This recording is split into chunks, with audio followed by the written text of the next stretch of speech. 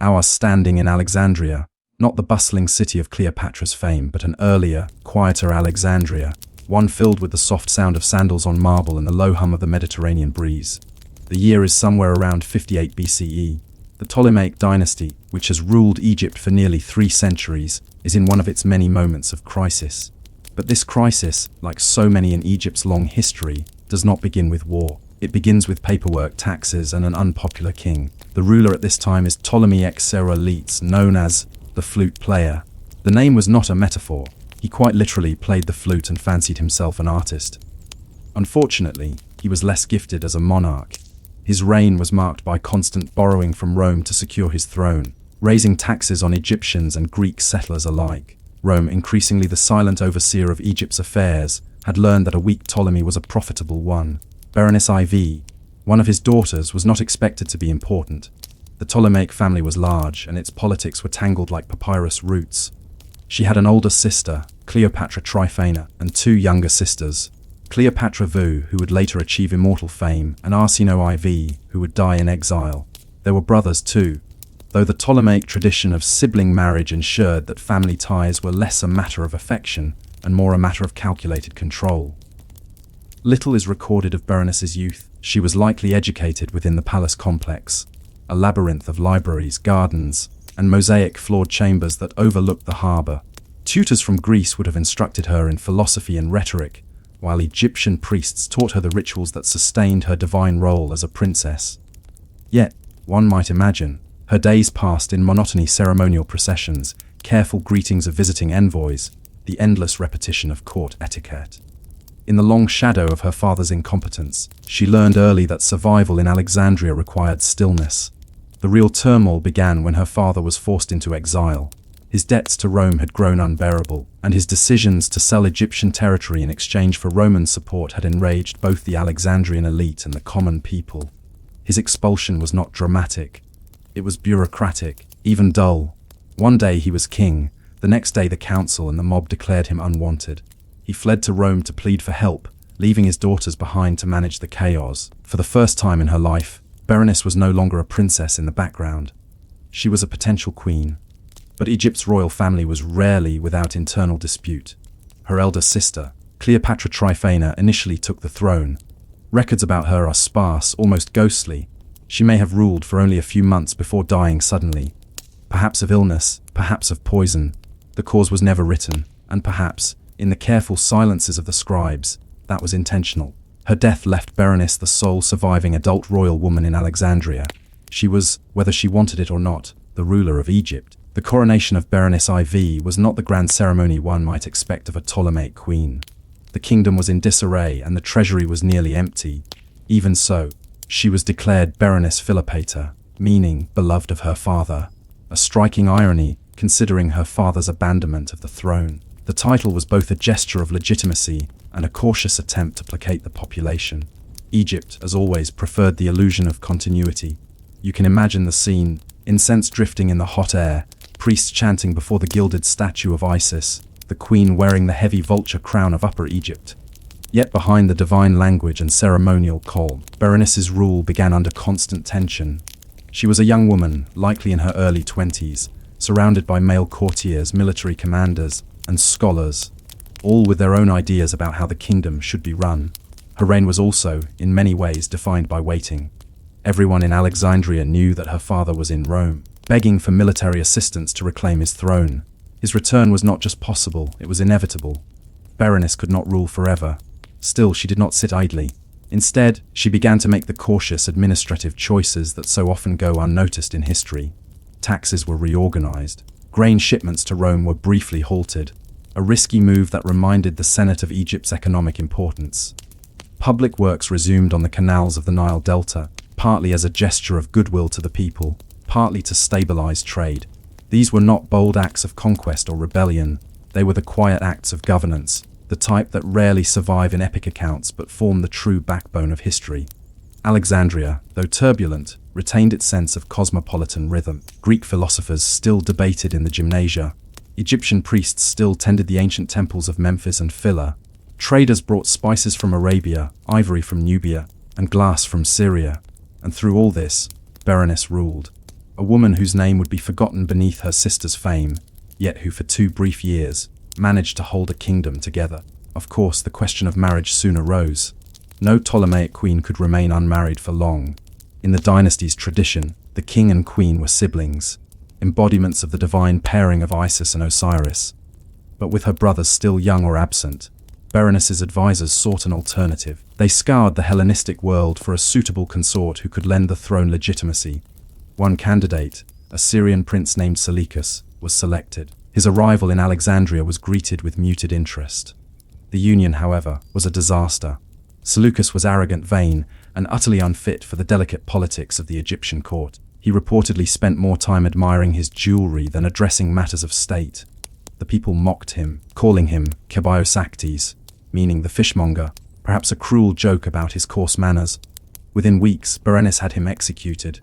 A decision both brutal and pragmatic. The message was clear: she would rule on her own terms. The act cemented her authority, but also her isolation. Few women in Hellenistic history had dared such defiance. Her reign became an uneasy balance between fragile legitimacy and practical rule.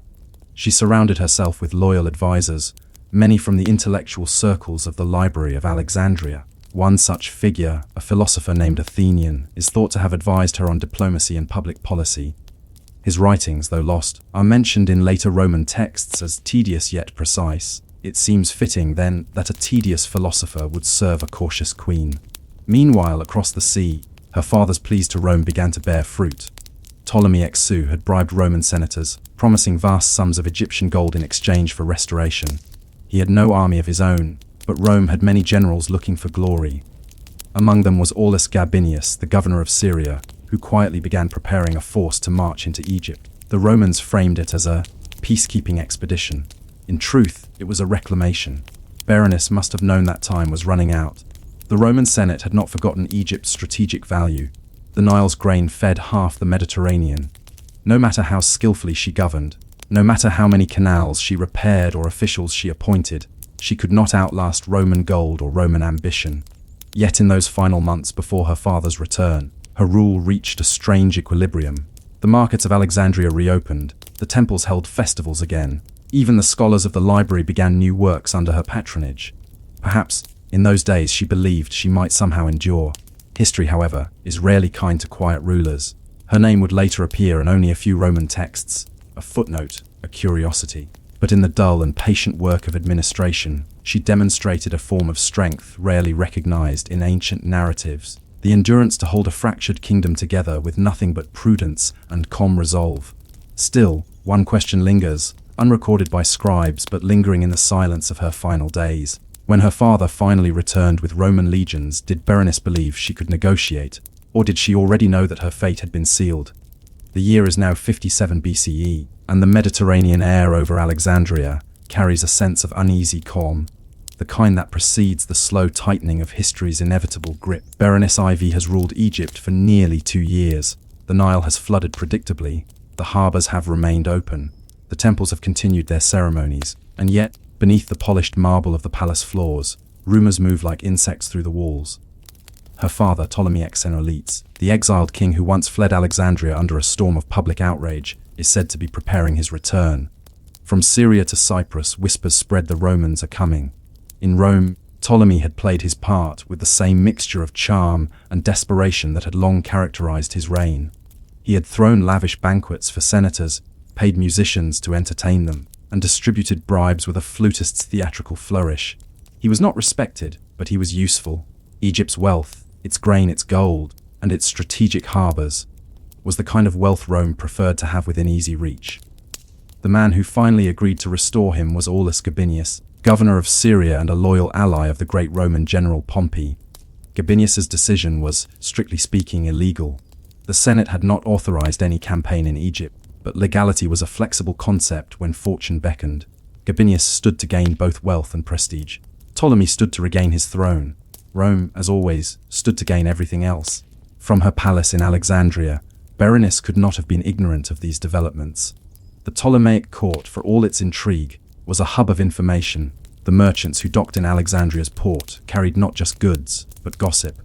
Roman envoys and Alexandrian diplomats alike passed through her halls, measuring the young queen's resolve with polite curiosity. She responded with quiet dignity, never publicly acknowledging her father's plans. Instead, she focused on maintaining the delicate machinery of rule. The temple priests were appeased with generous offerings. The scholars and scribes of the library were instructed to continue their work, copying scrolls, cataloging papyri, preserving the illusion of order. In the bustling agora, Greek citizens still debated the price of wheat and the latest philosophical trends. For the ordinary Alexandrian, daily life continued, marked by the smell of baking bread and the cries of traders along the harbor. And yet the uncertainty hung in the air.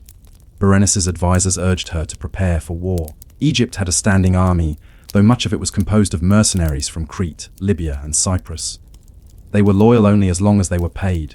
The treasury, depleted by her father's mismanagement and her own attempts at recovery, could not sustain a long conflict. The question was not whether she could fight. It was whether she could afford to. In the midst of this looming crisis, the matter of succession and marriage once again resurfaced. The failed union with Seleucus, the unfortunate, fishmonger king, had left her throne politically vulnerable. Without a consort, she appeared exposed to both internal dissent and external manipulation. The Council of Elders, composed of Greek nobles and Egyptian administrators, urged her to take another husband, preferably one with military experience and noble lineage. After months of deliberation, a new candidate was found: Archelaus of Cappadocia, a man of obscure background but considerable ambition. He claimed to be of royal descent, though this was likely a fabrication. What mattered more was that he had served under the famed Roman general Lucullus during the wars in Asia Minor. He was a soldier, a pragmatist, and, perhaps most importantly, someone willing to stand beside a queen who had executed her previous husband. Their marriage took place in the temple of Isis, surrounded by the scent of lotus flowers and the echoing chants of priests. It was not a union of love, but of necessity. Archelaus was crowned co-ruler, though Berenice remained the dominant figure.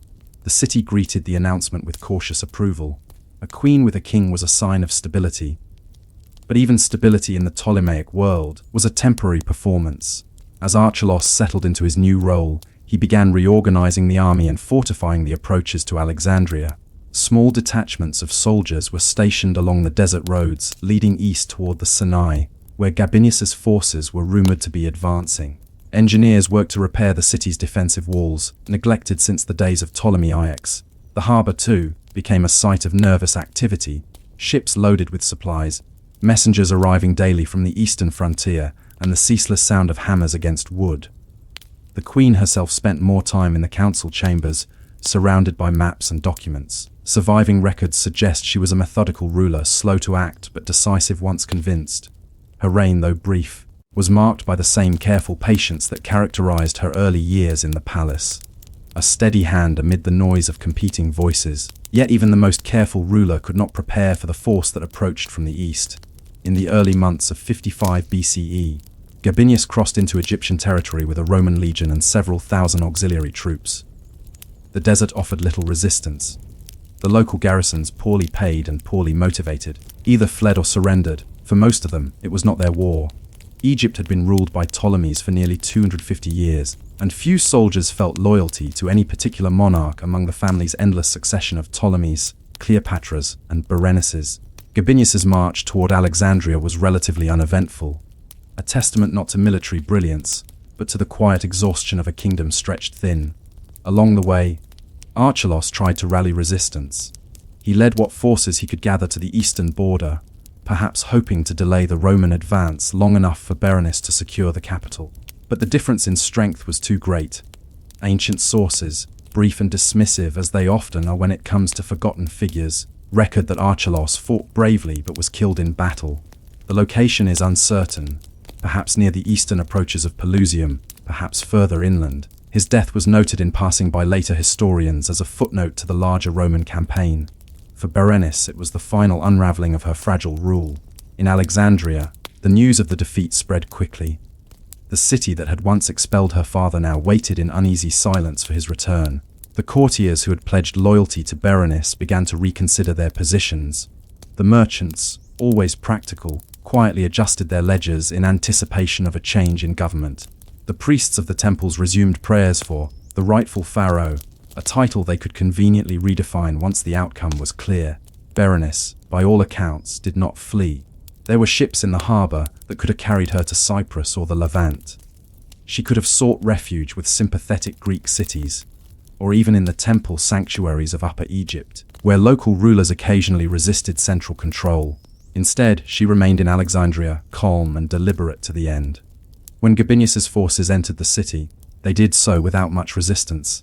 The citizens, pragmatic as ever, opened the gates. Ptolemy IV, the flute player, returned in triumph. Though the triumph was more Roman than Egyptian, he was escorted by Gabinius and a contingent of Roman cavalry. The streets were lined with onlookers, curious rather than celebratory. After years of turmoil, most Alexandrians had learned that the faces on the coins changed more often than the conditions of their lives. The reunion between father and daughter, if it occurred, is not recorded. Perhaps it was too private or too painful or too brief to merit the attention of chroniclers. What is known is that soon after Ptolemy's restoration, Berenice IV was executed. The method is unmentioned, but the outcome was certain. The queen who had ruled Egypt for 2 years, who had negotiated alliances, commanded armies, and balanced the fragile weight of power, was erased from the official record almost entirely. Ptolemy XI's vengeance was swift but not excessive, or at least, not by the standards of ancient monarchs. He purged the court of her loyalists and reinstated his own supporters. A few generals and ministers were quietly removed, their estates confiscated.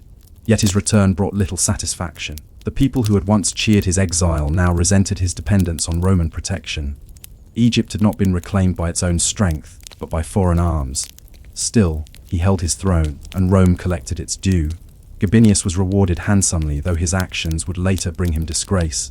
Ptolemy XI would rule for 3 more years before dying of natural causes, leaving the kingdom to his most famous child, Cleopatra II, who would inherit not only the throne but the tangled legacy of her father's misrule and her sister's forgotten defiance. And so, in the quiet halls of Alexandria, the memory of Berenice IV faded. The official inscriptions erased her name. The court poets avoided mention of her reign. The scribes, ever obedient to the victors, adjusted their genealogies to make her a brief, inconvenient interlude between legitimate rulers. Only a few historians centuries later would note her existence at all. A cautionary tale, perhaps, or a curiosity. But one wonders in those final days, as she watched the sails of the Roman fleet appear on the horizon, did Berenice regret her choice to stand her ground? Or did she, like so many quiet figures of history, simply accept that her small reign had been one of duty, not destiny, a fleeting moment of calm before the world turned again? When the streets of Alexandria fell silent after the Roman legions withdrew, the sound that lingered was not the echo of battle, but the hum of ordinary life resuming its quiet rhythm. The merchants reopened their stalls. The fishermen returned to their boats. The priests resumed their chants to Isis and Osiris as if nothing had happened.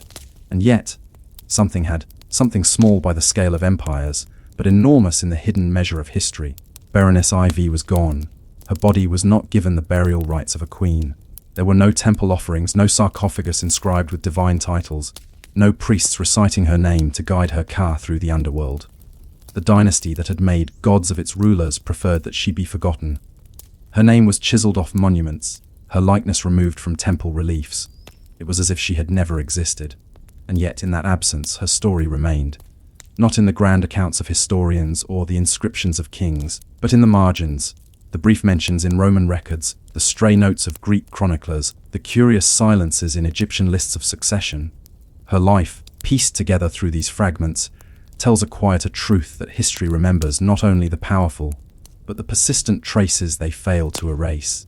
The return of silence after her execution, Ptolemy XI elites resumed his reign as if those 2 years had been a mere interruption. He held banquets once more, inviting musicians and Roman envoys to his palace. His flute playing, the habit that earned him both his nickname and his ridicule, echoed through the halls where Berenice had once presided over councils. But Egypt was no longer his alone. Rome's influence now permeated every level of governance. The very soldiers who guarded his palace were Roman auxiliaries, and the taxes he collected were, in part, earmarked for debts owed to the Senate. The independence of Egypt had become a polite illusion, maintained only through ceremony and rhetoric. The Alexandrians, ever pragmatic, adjusted to this new order. They had long been accustomed to shifting loyalties. To them, the Ptolemies were merely the latest custodians of a land that had endured far greater upheavals. Assyrians, Persians, Macedonians. Egypt, in its essence, belonged not to any dynasty, but to the Nile and its endless rhythm of flood and recession. Still, there were whispers. Among the scholars of the library, in the smoky halls of taverns, in the cloisters of temples, some spoke quietly of the young queen who had dared to stand against Rome. These whispers were not loud enough to form a rebellion, only enough to keep her memory from total extinction. The Greeks, with their fondness for tragic heroines, might have compared her to Antigone or Cassandra, figures doomed not by folly, but by the inescapable weight of fate. Her sister, Cleopatra II, was only about 14 years old at the time of Berenice's death. One imagines the young Cleopatra walking through those same palace halls, hearing the adults speak in cautious tones about what had happened. The rebellion, the Romans, the execution. For a girl who would one day face Rome herself, the lesson must have been profound. Never challenge Rome without Rome's consent, and never mistake independence for immunity. A kingdom in debt, Ptolemy Xerxes' restored rule was not a triumph but an arrangement. To repay the immense sums borrowed from Roman financiers and senators, he raised taxes once again. The burden fell heavily on the Egyptian countryside, on farmers, temple workers, and grain laborers whose lives depended on the Nile's regular flooding. Every year, officials traveled upriver to inspect the canals and measure the height of the floodwaters. They carried wax tablets, abacuses, and the authority of the crown. They were accompanied by soldiers to ensure compliance. To the peasants of the Nile Valley, it made little difference who sat on the throne in Alexandria. The demands of the bureaucracy were as constant as the seasons. The temples, too, were drawn into this web of control. Their lands, vast estates cultivated by thousands of workers, were taxed and monitored. Some priests resisted quietly, hiding portions of grain meant for the royal storehouses. Others sought favor with the court, inscribing hymns in praise of Ptolemy's divine restoration. The same words could have been written for any ruler. In Egypt, words were tools of endurance. Meanwhile, the city of Alexandria, a blend of Greek refinement and Egyptian endurance, continued its daily life.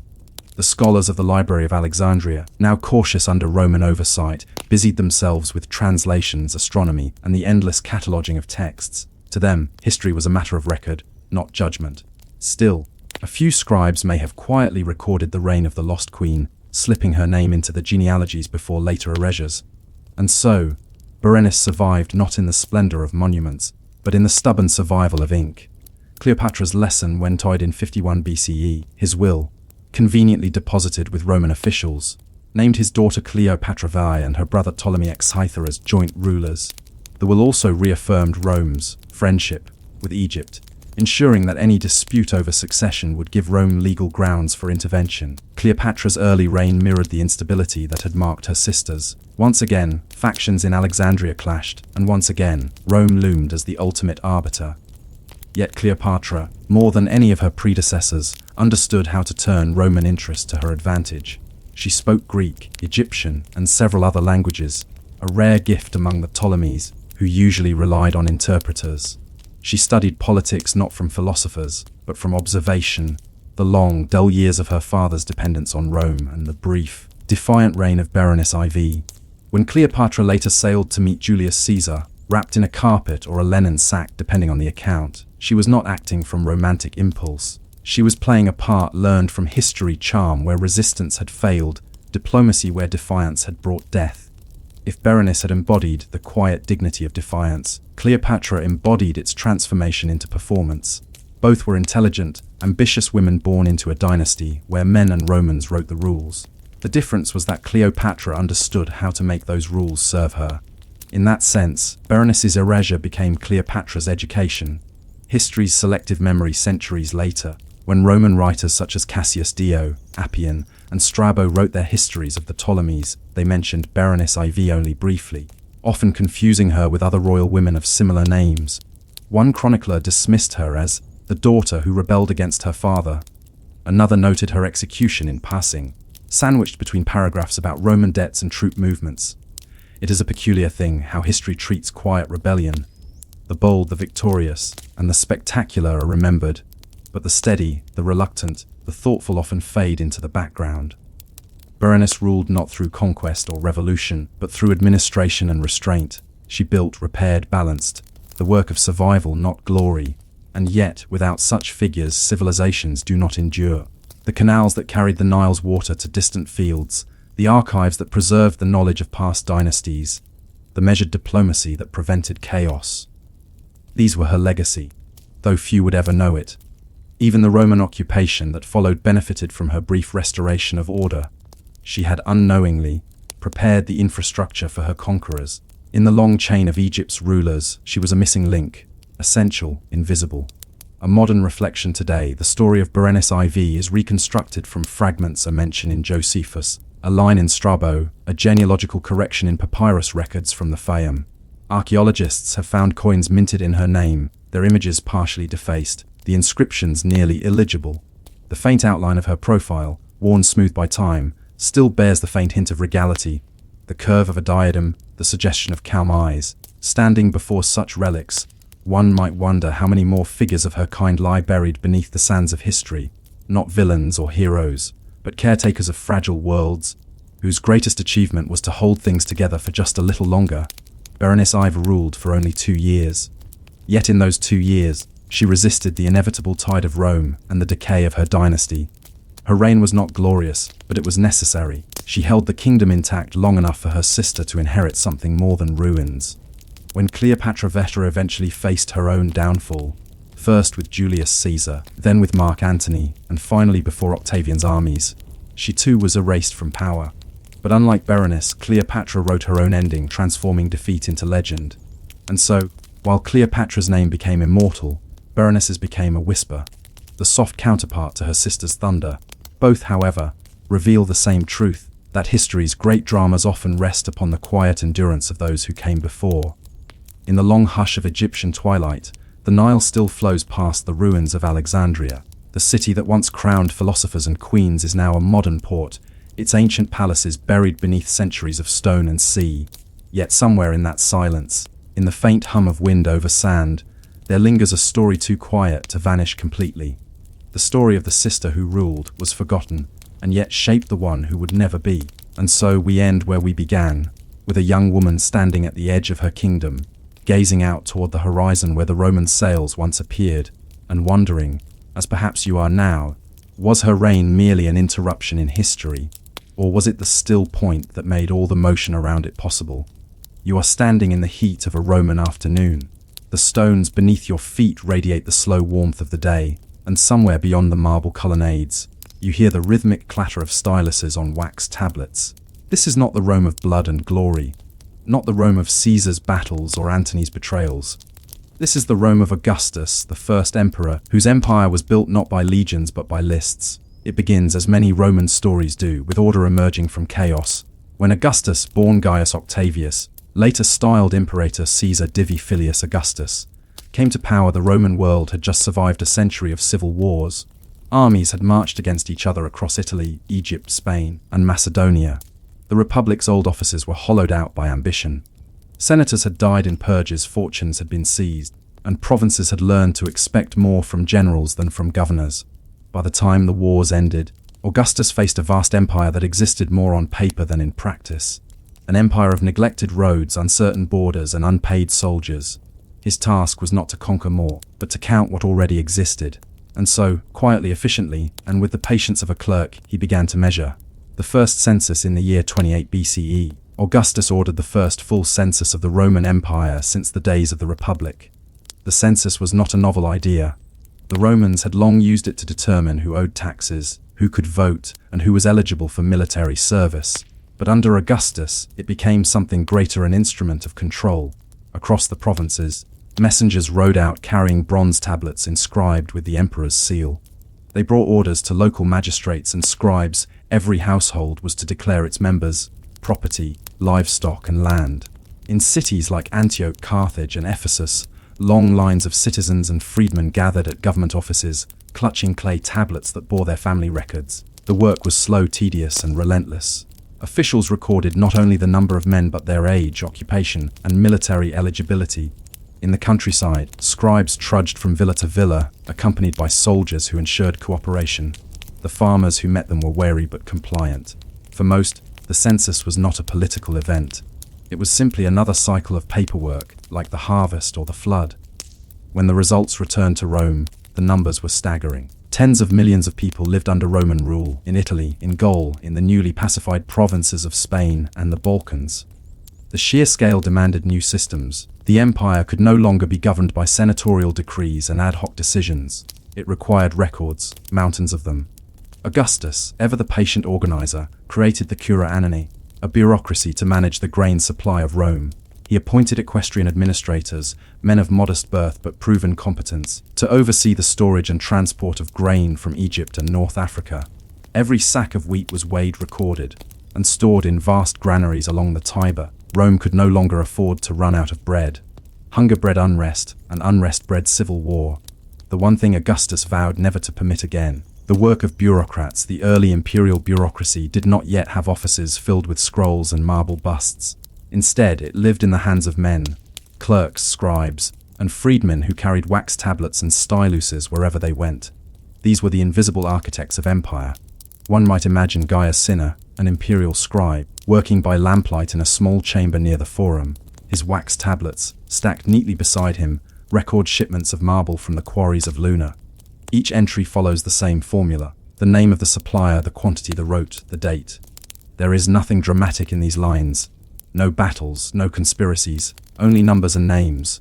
Yet without them, temples could not be built, roads could not be paved, and aqueducts could not flow. The empire depended on such monotony. Every shipment of grain from Egypt, every tax payment from Gaul, every census figure from Syria passed through hands like Cinna's. Behind the public image of Augustus, the serene ruler depicted on coins, the divine son of a god, there was this quiet army of administrators ensuring that the empire functioned. Even the emperor's famous boast, that he found Rome a city of brick and left it a city of marble, owes as much to accountants as to architects.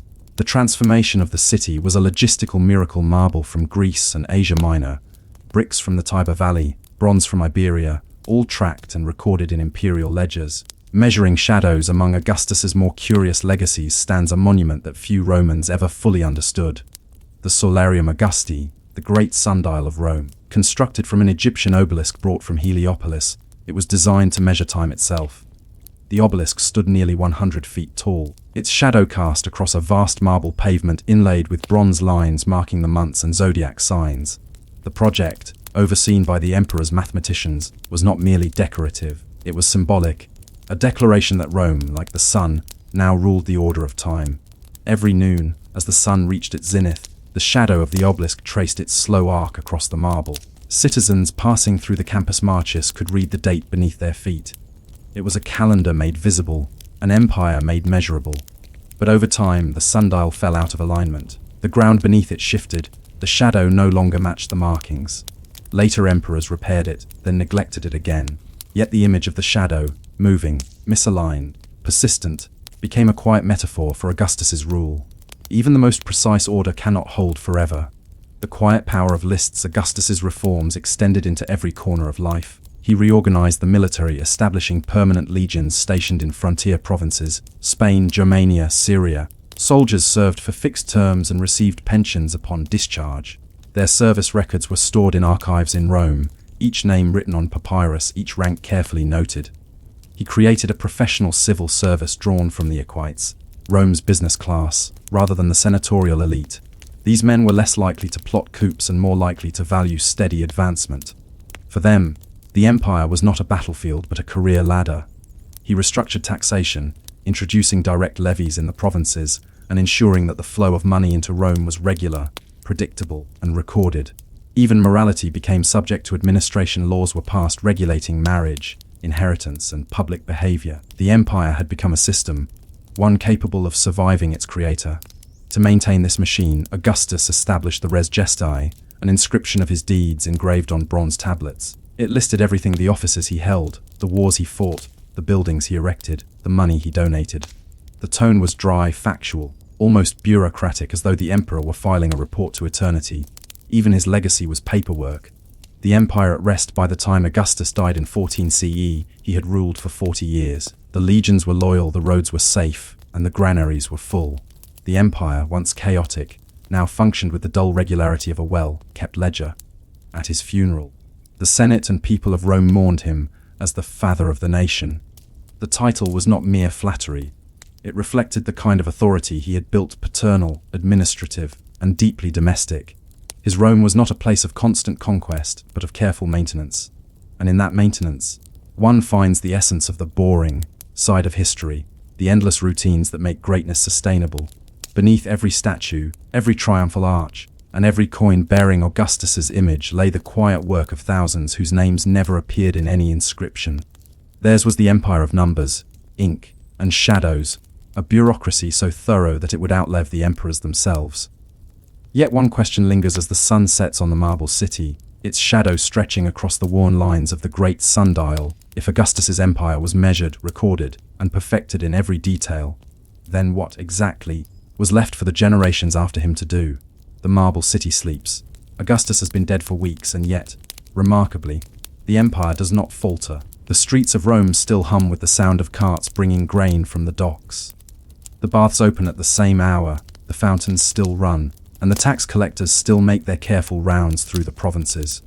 In the Forum, the Senate gathers under the shadow of the Curia Julia. They murmur about succession, about honors, about the new emperor, Tiberius Caesar Augustus. Yet outside those marble walls, life continues almost without interruption.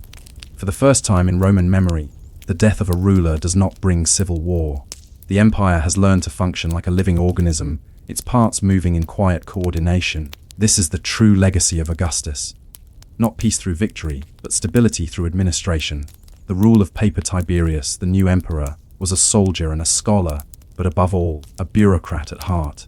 He inherited a machine that already hummed with predictable rhythm. Rather than rebuild, he refined. He expanded the use of written reports, commentary, in which governors sent monthly updates to Rome.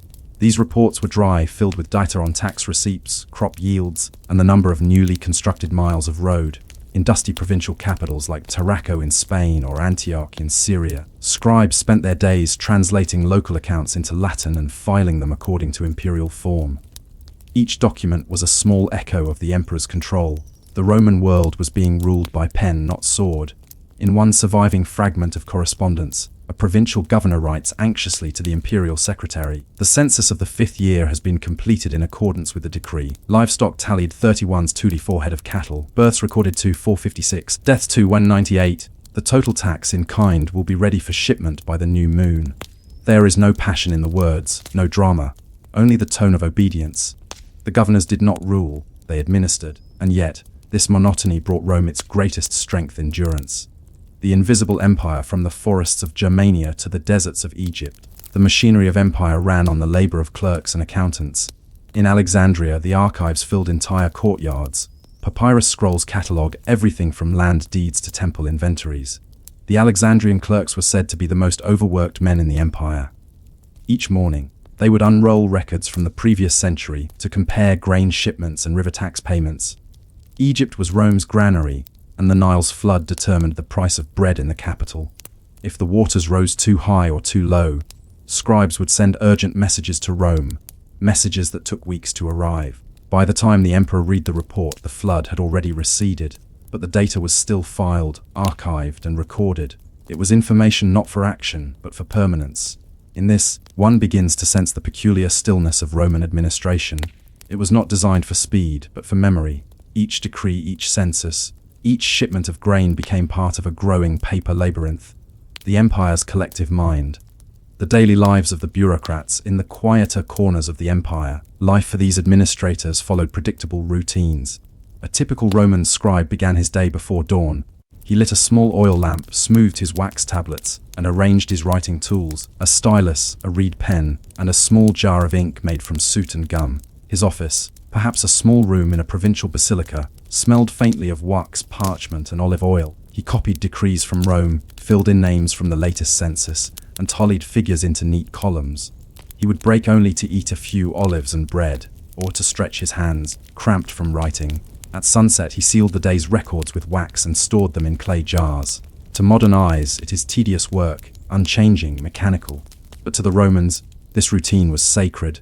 Each mark of ink on papyrus was a promise that the empire was still alive, still ordered, still whole. And in that repetition lay a strange comfort. The empire might be too vast to see, but it could always be written down. The shadow of corruption, of course, no system is perfect, Beneath the surface of efficiency lay a quiet decay, the kind that spreads slowly like mold in archives. Local officials learned how to manipulate the numbers. Tax collectors or publicani exaggerated tallies to keep the surplus. Scribes forged signatures or delayed shipments to earn bribes. Governors, left unsupervised for years, skimmed funds from the imperial treasury. The emperor's reach was vast, but not infinite. To combat this, Tiberius and his successors created a corps of inspectors known as curators, men dispatched without warning to audit provincial records. Their arrival was feared. When a curator entered a city, the scribes grew pale, and the local magistrates scurried to tidy their ledgers. Yet, as decades passed, the empire's bureaucracy grew too vast even for the curators to manage. By the reign of Claudius, there were entire offices in Rome dedicated to reviewing complaints about other offices. Layers of oversight piled upon one another like parchment on parchment, until the empire resembled a pyramid of paperwork. Still, it worked slowly, imperfectly, but steadily. Claudius and the expansion of the paper empire, Emperor Claudius, often mocked by historians for his stammer and timidity, was in truth one of Rome's greatest bureaucratic minds. He was not a warrior but a reader, a man who loved archives more than armies. Under his rule, the imperial administration reached new levels of complexity. He expanded citizenship, formalized provincial governance, and created specialized offices for different regions. For the first time, the empire functioned not as a loose collection of territories, but as an interconnected system. Claudius personally reviewed petitions from across the empire. In one surviving example, a provincial town requests the right to build a marketplace. The emperor's reply is polite, brief, and utterly procedural. The petition has been reviewed and found reasonable. Construction may proceed, provided that local funds are used and the provincial governor approves the plan. Nothing more. No flourish, no speech, just process. To Claudius, such small approvals mattered more than triumphs.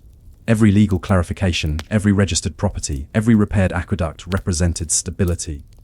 He once wrote that the empire's strength lay not in its borders, but in its records that remember. Of Vespasian's coins and ledgers after the chaos of Nero and the civil wars that followed, Vespasian rose to power in 69 CE.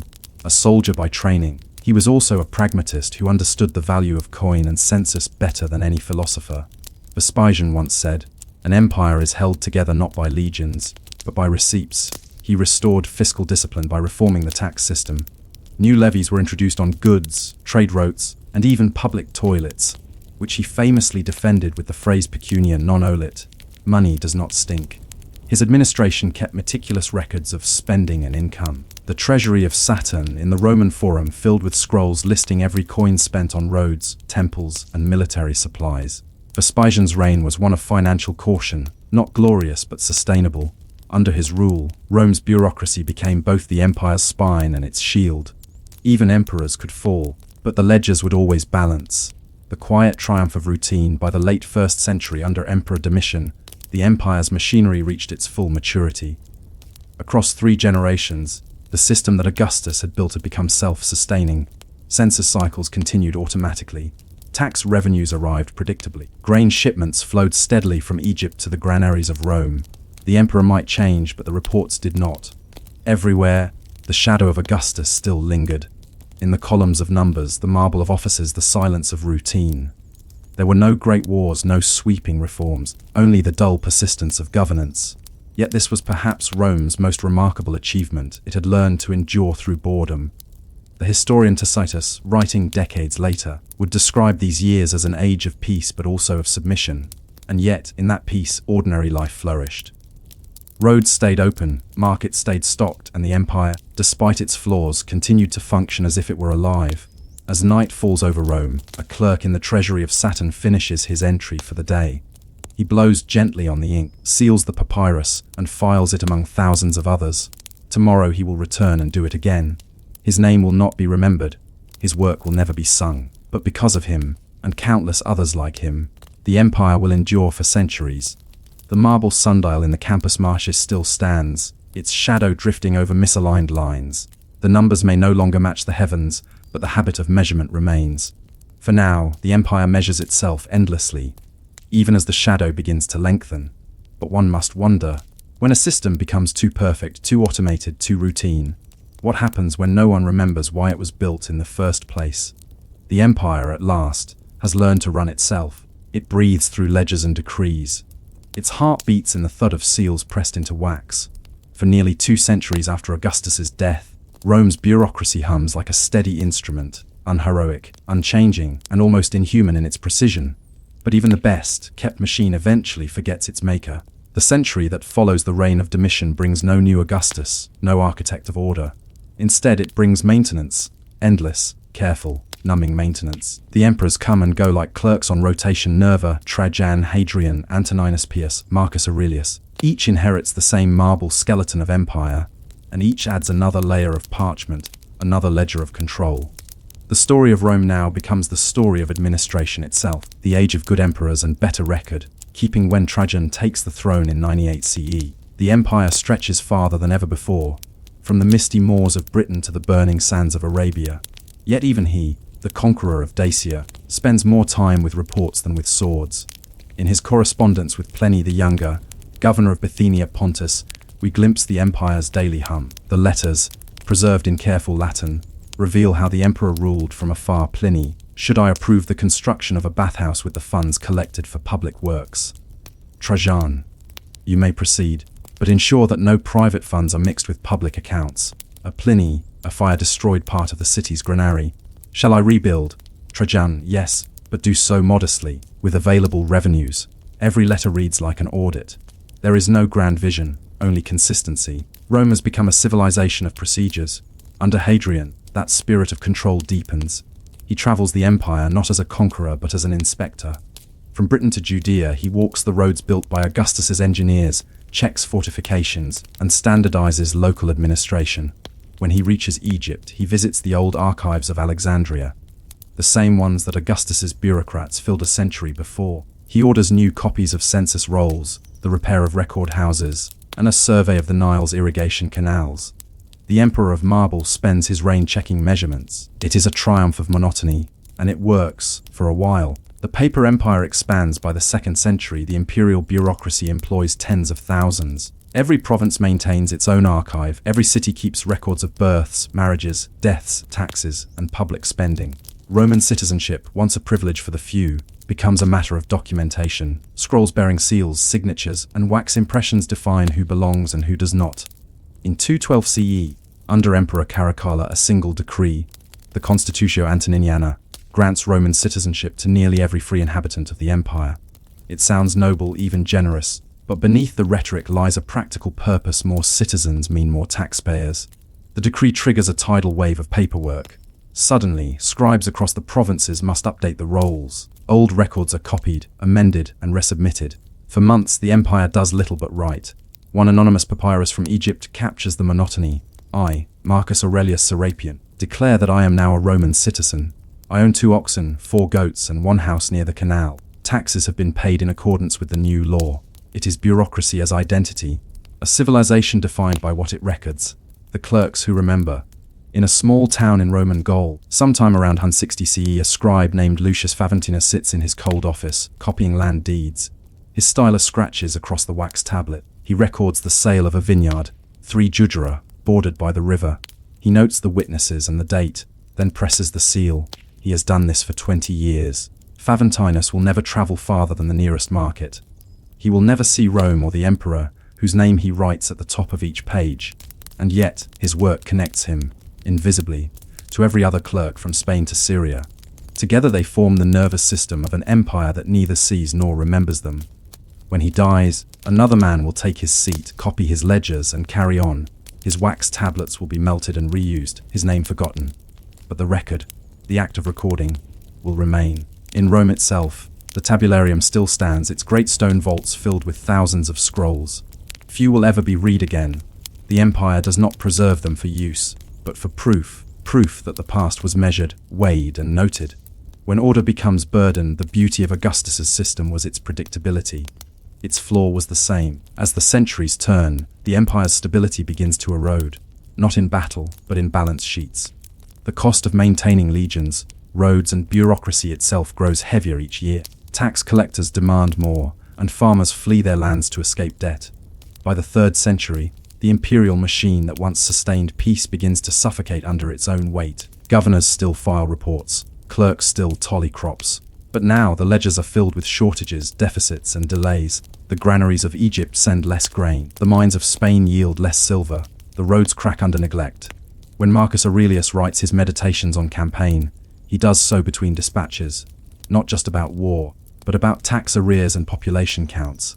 His private reflections often sound like the diary of an exhausted administrator. What is any man but the sum of his duties, performed or neglected?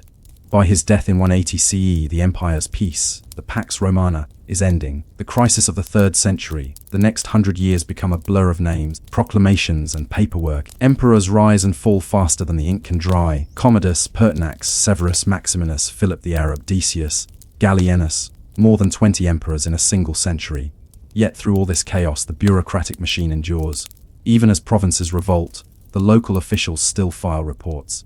A governor might change allegiance 3 times in a year, but the scribes continue to record tax receipts in the emperor's name, whichever emperor happens to be alive that month. In Alexandria, papyrus fragments from this era survive. They show how deeply the empire's paperwork persisted. On the 5th day of the new month, in the reign of Imperator Caesar Publius Licinius Valerianus Augustus, the scribe writes the emperor's full title carefully, unaware, perhaps, that Valerian has already been captured by the Persians and is rotting in a cage. The empire has become a ghost of ink, still speaking, still counting, long after the reality it describes has vanished.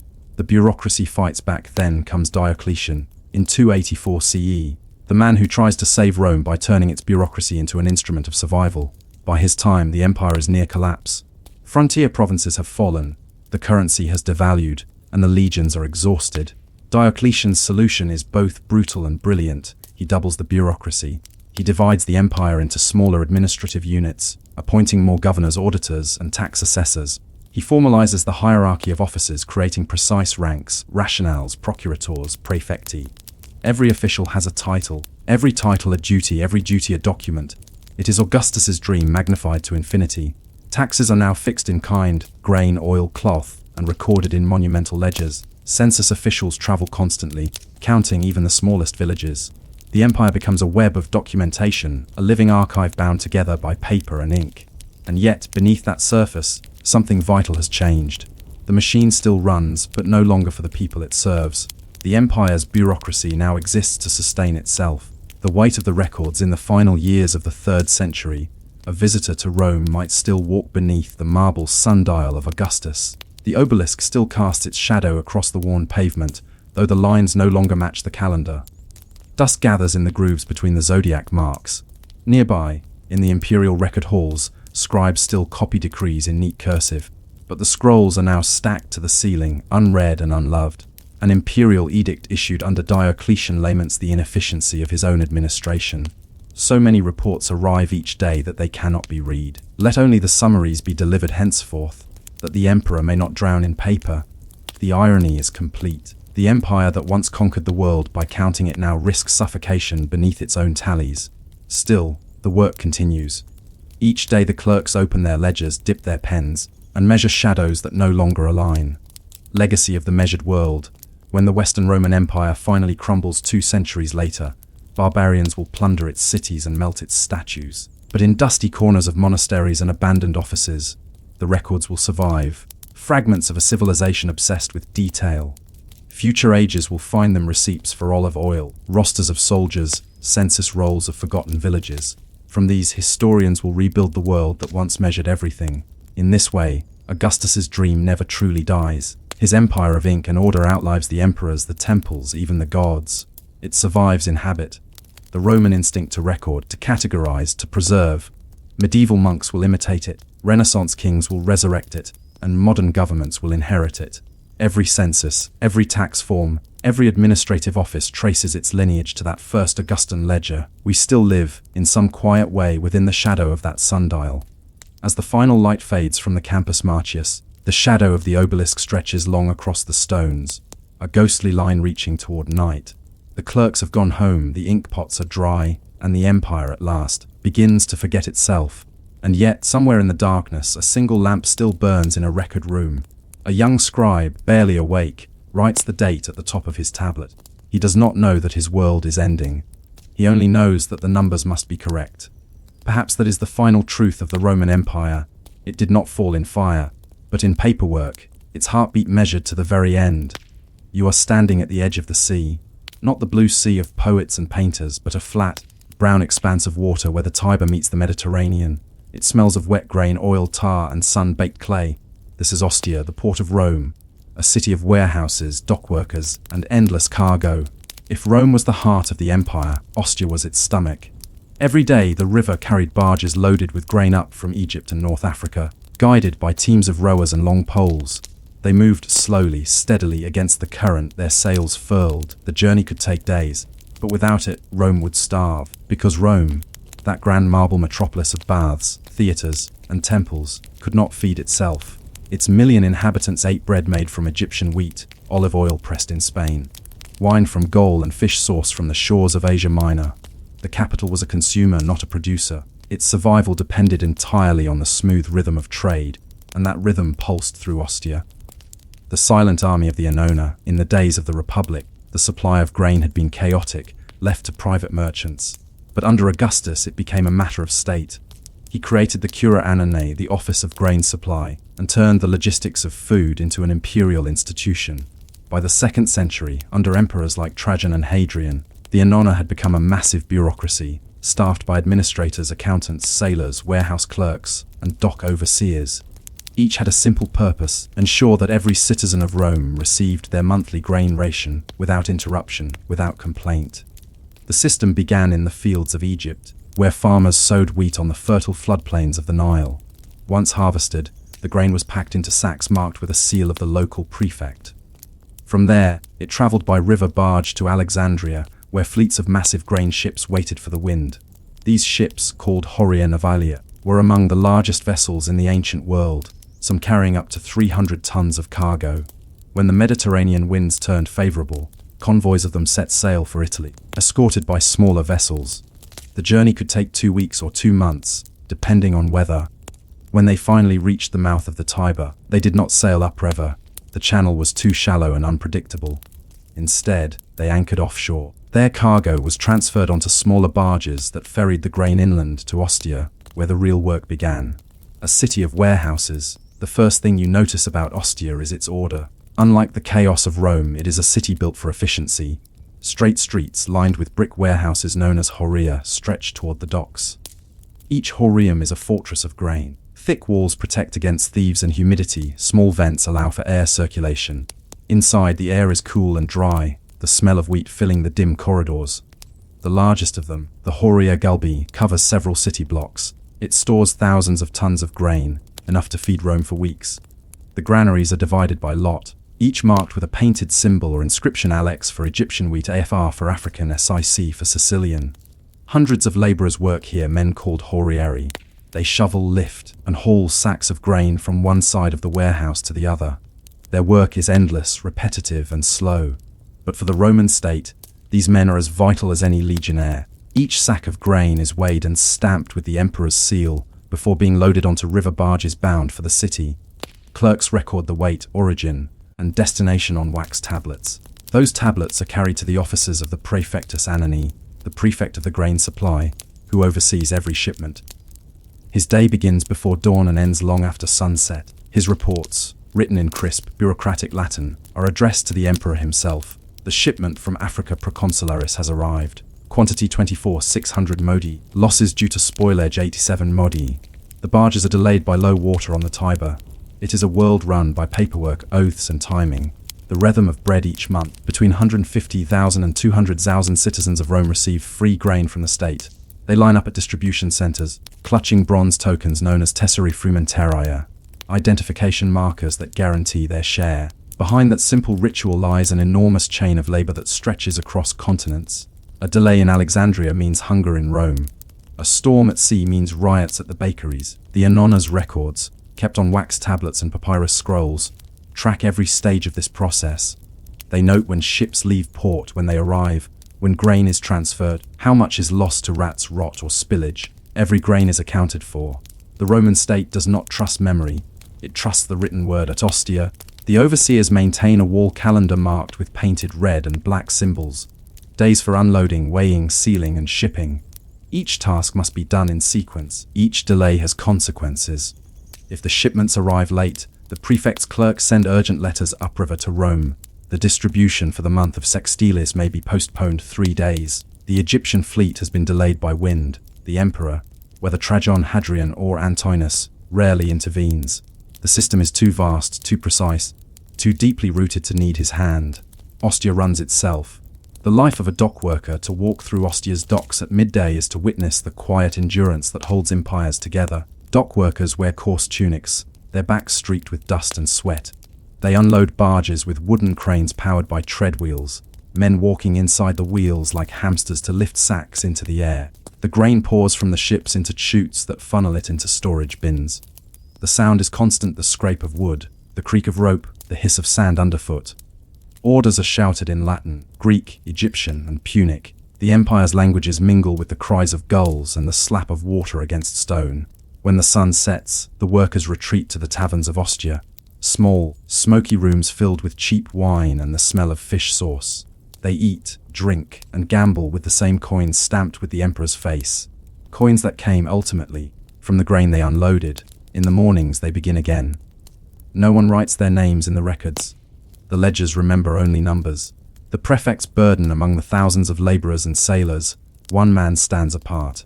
The praefectus Anani, the administrator responsible for the entire operation. He is a man of the equestrian order, educated in law and logistics.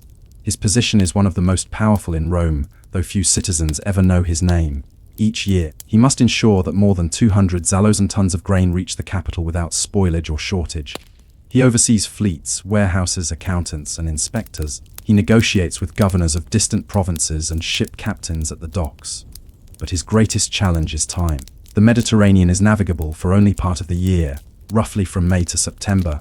Once the autumn storms begin, the sea becomes too dangerous. If the final shipments do not arrive before the winds turn, Rome risks famine. Every year, the prefect watches the horizon anxiously, waiting for the last Egyptian convoy to appear. He counts the ships as they anchor off the coast, listening to the wind. Sometimes they arrive too late. When that happens, he writes his report in careful, resigned Latin. The harvest was good, but the sea was unkind. 2 ships lost, 1 delayed. The stores will suffice if the people are patient. Rome's patience is never infinite. The fragility of abundance, to modern minds, it seems impossible that an empire so vast could be so dependent on one system. Yet the Romans knew it all too well. The phrase panem et circenses, bread and circuses, was not just a joke, it was policy. Bread kept the people quiet. The grain ships of Ostia were as vital as the legions on the frontiers. Historians later wrote that the empire was held together by its roads and its armies. In truth, it was held together by its schedules. A missed convoy could undo a year of peace. A failed harvest in Egypt could ignite riots in the Forum. Every official in Ostia understood this truth, even if few spoke it aloud. The empire's stability rested on the shoulders of men who could neither read nor write, but who carried sacks of grain through the dust, day after day. At dusk, the port quiets. The cranes stand still. The river glows red in the fading light. From the warehouses comes the faint smell of grain, dry, warm, eternal. Somewhere, a clerk closes his wax tablet, seals it with string, and sets it on a shelf among hundreds of others. Tomorrow he will open it again. The numbers will change. The process will not. The empire sleeps, fed by the steady heartbeat of Ostia. But far away, in the deserts of Egypt, clouds are gathering on the horizon, and with them, the uncertain promise of next year's flood. When the sun rose over the city of Alexandria, its light touched the tops of the Pharaoh's lighthouse before reaching the harbors below. There, hundreds of grain ships floated at anchor, tall, wide-bellied vessels that waited for the right wind to cross the Mediterranean. Their cargo had begun its life hundreds of miles upriver, along the fertile plains of the Nile. Every August, when the floodwaters receded, Egyptian farmers would emerge from their mud, brick homes to measure the black silt left behind. The thickness of that silt, an ancient, monotonous observation repeated for thousands of years, determined the future of empires. The flood and the formula, the neliometer, was a simple device, a pillar marked with cubits, set in a well connected to the river. Each year, priests descended its stone steps to record the height of the flood. Too low and the crops would fail. Too high and the villages would drown. By the time of the Romans, this ritual had become a matter of imperial administration. The prefect of Egypt, appointed directly by the emperor, awaited the readings anxiously. Messengers carried reports of the flood's height to Alexandria, where scribes copied them onto papyrus scrolls. From there, the data was transmitted, by courier and ship, to the Cura Annani in Rome. A flood of 16 cubits was ideal, 14 was acceptable, 12 meant famine. For the officials in Ostia and Rome, these numbers were not mere curiosities. They were the first entries in a long chain of calculations. From them, the state could estimate the size of Egypt's surplus and the tonnage that could be sent north to feed the capital. If the flood failed, the prefect in Ostia knew that next year's ledgers would tighten. A bureaucracy of distance, it took months for information to travel from Egypt to Italy. By the time Rome received confirmation of the Nile's condition, the harvest was already complete, and the first ships had begun to load their cargo. The journey from Alexandria to Ostia could take as little as 10 days in perfect conditions, or as long as 2 months when the winds turned contrary. To bridge that gap, the Romans relied on the power of predictive bureaucracy. Tables were kept in the archives of the Praefectus Annanae, lists of average yields, storage losses, spoilage rates, and shipping times. If the Nile's flood measured 14 cubits, the clerks could predict, within a narrow margin, how much grain would reach Ostia by spring. In the margins of one surviving papyrus, a clerk has written, at 14 cubits expect a yield of 2,000 zous and artabi, deduct for loss 5%, transport to Alexandria 15%, sea transport to Ostia 3% balance, sufficient for the populace. It is not poetic, but it is efficient.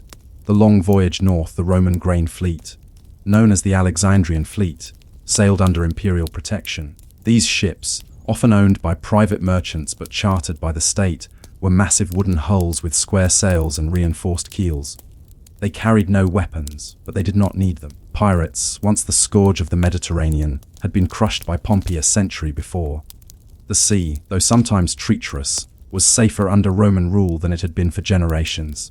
Each vessel was packed with sacks of wheat, sealed with the mark of the imperial eagle. The captains, naviculari, were not soldiers or explorers. They were accountants at sea. Their ledgers recorded cargo weight, storage temperature, and estimated losses. They kept to schedules dictated by wind, tide, and bureaucracy. In Alexandria, before departure, the captains met with the Procurator Annanae Alexandriae, who verified their cargo manifests. Each ship's capacity was measured in modi, a dry unit roughly equivalent to 8.7 litres. A single ship could carry more than 10,000 modi, a fleet over 1,000. The sea was their slow highway, each voyage a moving ledger. The Mediterranean as a machine. To imagine the Roman grain system is to imagine an empire built not of marble but of movement. A great loop connecting Egypt's fields, Alexandria's harbours, Ostia's warehouses, and Rome's bakeries. The Mediterranean was its circulatory system. The journey northward followed a predictable path. Ships hugged the coast of Crete, then crossed open water to Sicily, stopping at Syracuse for repairs or fresh water. From there, they might sail to Puteoli, an older port near Naples, before heading north to Ostia. The final stretch was always the most difficult. The wind patterns near the mouth of the Tiber were unpredictable. Many captains preferred to wait offshore for days rather than risk the dangerous shallows. From the beach, Ostia's dock workers could often see the ships, distant, motionless, ghost-like on the horizon. When at last they arrived, the unloading began at dawn. Grain poured from the holds into baskets and chotes. Dust filled the air. Men coughed, shouted, counted. The overseers made their marks in wax. And then the numbers began to flow again, from dock to ledger, from ledger to Rome. A year of plenty, a year of drought in the year 104 CE. According to a surviving inscription, the Nile flooded low. The prefect in Egypt sent urgent word to Rome. The waters have not risen. The sowing was poor. Expect a deficiency of 1/3. In response, the Praefectus Annanae issued a decree to reduce the free grain rations in Rome by 2 modi per person for the next month. The decision was recorded, sealed, and distributed to the city's administrators. Few citizens understood the reason. To them, the shortage seemed sudden, arbitrary, the whim of distant officials. But behind that decision lay an invisible chain of observation and mathematics stretching from the Nile's banks to the marble steps of the Capitoline. The human weight of calculation. Among the hundreds of clerks in Ostia's offices, one might imagine a man, anonymous, diligent, half-forgotten, whose task it was to record these fluctuations. Each day, he sits at a wooden desk in a narrow room overlooking the river. A small lamp burns beside him. On the table lie 3 wax tablets, 2 styluses, and a small jar of oil to keep the wax soft. He copies the totals from a ship's manifest. Alexandrian fleet, ship of E, 1042 modi loaded, 10th 226 delivered. He He subtracts the difference, adds a note on spoilage, then closes the tablet with a sigh. His handwriting is careful, his back sore. Outside, the sound of the port continues. Cranes creaking, water lapping, shouts echoing. He knows that if he miscalculates by even a small fraction, his superiors will notice. Grain, after all, is counted like gold. But he will never see Rome. He will never see the people who eat the bread his records sustain. His world is numbers, repetition, and routine. Empires, he knows, are built not on triumph but on endurance. The temples of grain, the Romans, did not separate the sacred from the administrative. At Ostia, near the warehouses, stood a small temple dedicated to Ceres, the goddess of agriculture and grain. Her cult had ancient roots, older than the Republic itself. Before major shipments were loaded or unloaded, a sacrifice of barley and incense was offered in her honor, not for divine favor, but for reassurance, a symbolic gesture that the invisible machinery of trade had the gods' consent. Even the most rational officials observed the ritual. In their ledgers, one might occasionally find small notes, half prayer, half superstition, to Ceres, may the stores remain dry, no rats reported this month, the goddess protects. These scribbles, preserved in papyrus and wax, reveal something profoundly human in the monotony of empire, faith within calculation. When the sea turned by late autumn, the last ships of the Alexandrian fleet made their final voyages before the Mare Clausum, the closed sea of winter. Once the storms began, sailing became too dangerous. The Mediterranean would sleep for months, its harbors filled with idle ships, its sailors unemployed. In Ostia, this was the season of waiting. The warehouses stood full, the river slowed. Workers repaired ropes, cleaned cranes, and patched sails. Clerks updated inventories. And the prefect, that wary guardian of Rome's appetite, spent long evenings reviewing reports by lamplight. He calculated the remaining stores against the months of winter, comparing projections, margins, and uncertainties. Somewhere in his records, there might appear a quiet line: should the Tiber flood, the stores may spoil. Recommend elevation of sacks to higher floors. It is not a decree of empire. It is a note of caution. The voice of a man who knows that even the might of Rome cannot command weather. The weight of paper and patience. By the 2nd century, the grain supply system had grown so complex that it required its own archives. Beneath the Forum Holitorium in Rome, an entire wing of offices was dedicated to storing records of shipments, taxes, and rations. Visitors described shelves stacked with wax tablets, each labeled by province, year, and fleet. The smell of beeswax and papyrus filled the air. To modern eyes, it might seem tedious, but to the Romans, these ledgers were sacred. They were the memory of the empire. Each line of ink, each carved numeral, represented a meal eaten, a riot prevented, a winter survived. At last, as the winter rains began to fall on Ostia's rooftops, the port quieted. The lamps burned dimly in the warehouses. The clerks' hands stiffened in the cold. And somewhere, far south, in the valley of the Nile, the next flood began its slow rise. The cycle would start again. For Rome, survival was not victory. It was repetition. But what would happen if that repetition broke, if the sea failed, or the Nile stayed dry, or the ledgers were wrong? The sea is quieter now. The cranes of Ostia no longer creak through the night. The river moves sluggishly past empty docks. The warehouses, once filled with the pulse of daily labor, stand silent, their walls stained by centuries of salt and dust. It is the 3rd century of our era, and the machinery that once fed Rome has begun to falter. The signs are subtle at first: a missed shipment, a shortage of sacks, a few missing numbers in the ledgers. But slowly, inevitably, the rhythm breaks. The slow unraveling. Rome is still immense, a city of perhaps 800,000 souls, but its certainty has vanished. The empire's frontiers are restless. Armies mutiny in the north. Governors declare themselves emperors in the east. The Tiber still carries grain upriver, but it arrives less often, in smaller quantities, from fewer ships. The causes are not mysterious, though they unfold too slowly to seem urgent. Egypt's floods have grown erratic. The Alexandrian fleets suffer from neglect. Pirates, long suppressed, return to the Mediterranean, preying on merchant ships. And, perhaps most dangerously, Rome's attention has drifted elsewhere, where the emperors of old once read reports from the Praefectus Annani with interest. Now they read them with irritation. There are wars to fund, generals to bribe, borders to defend. Bread seems eternal, until it is not.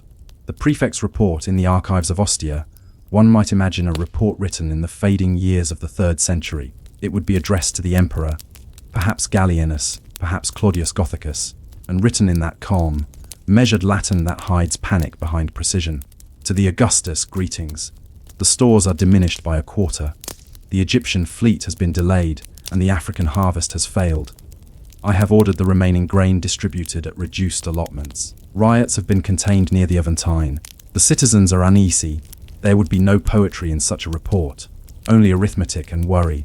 The prefect, standing by the river, watches the sky for sails that do not appear. The crane stands still. Rats slip between the sacks. The smell of mildew creeps through the air. In Rome, the bakeries close early. Bread prices rise. The crowds grow restless. The empire that once mastered logistics now trembles at the failure of its own routine. The shrinking circle of supply for centuries. Egypt had been the empire's granary, its fertile delta producing more than enough to feed Rome. But now the African provinces, Numidia, Tripolitania, and Cyrenaica, become increasingly important. The administration adapts. Grain from Africa is loaded onto ships at Carthage, then carried across the sea to Portus, the artificial harbour built by Emperor Trajan a century before to replace Ostia's silting docks. The new port is immense twin basins, a hexagonal harbour, long quays lined with warehouses. It is an engineering marvel, built with concrete and ambition. Yet even it cannot protect against neglect. As maintenance declines, the harbour's walls crumble. The channels clog with silt. The great hexagon fills slowly with sand and weeds. And in the offices that once hummed with clerks and copyists, dust settles on ledgers left half written. The men who stayed a few continue their work. Among them are the horiari, warehouse labourers who once hauled sacks of wheat in endless repetition. Many are old now, their backs bent, their arms scarred. They remember the days when the docks shook with the movement of ships, when the grain from Egypt smelled sweet and dry. Now they move fewer sacks, for fewer ships, under fewer overseers. Their pay is late.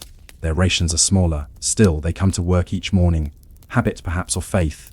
In the evenings, they gather in small taverns, where wine is watered and gossip is stale. They speak of new emperors they will never see, of taxes they cannot pay, of the sea that has grown dangerous. And yet, in their small persistence, the empire continues, a ghostly echo of its former precision. The records that endured in time, the offices of the Curanan are close. The prefect's position remains in name, but its power dwindles. The archives, once the lifeblood of administration, become neglected. Wax tablets dry out, scrolls crack and crumble, but a few survive. Centuries later, when archaeologists dig through the ruins of Ostia and Portus, they find fragments, receipts, cargo lists, tallies.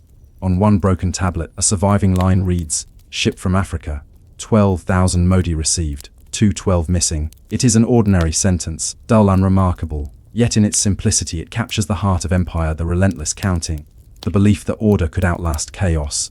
Even as the world around them shifted, the Romans wrote, sealed, and stored their numbers, trusting that the act itself preserved civilization.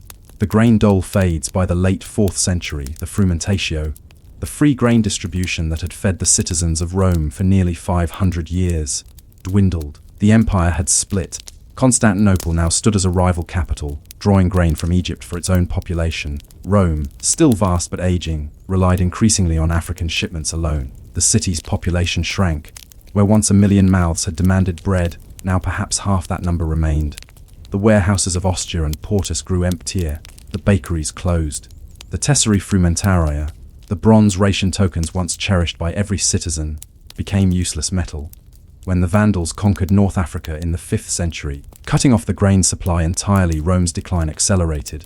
Starvation followed siege, and the Eternal City, once fed by an empire's breadth, was reduced to scrounging from its own countryside. The Annona, the proud machine of bureaucracy and balance, was silent.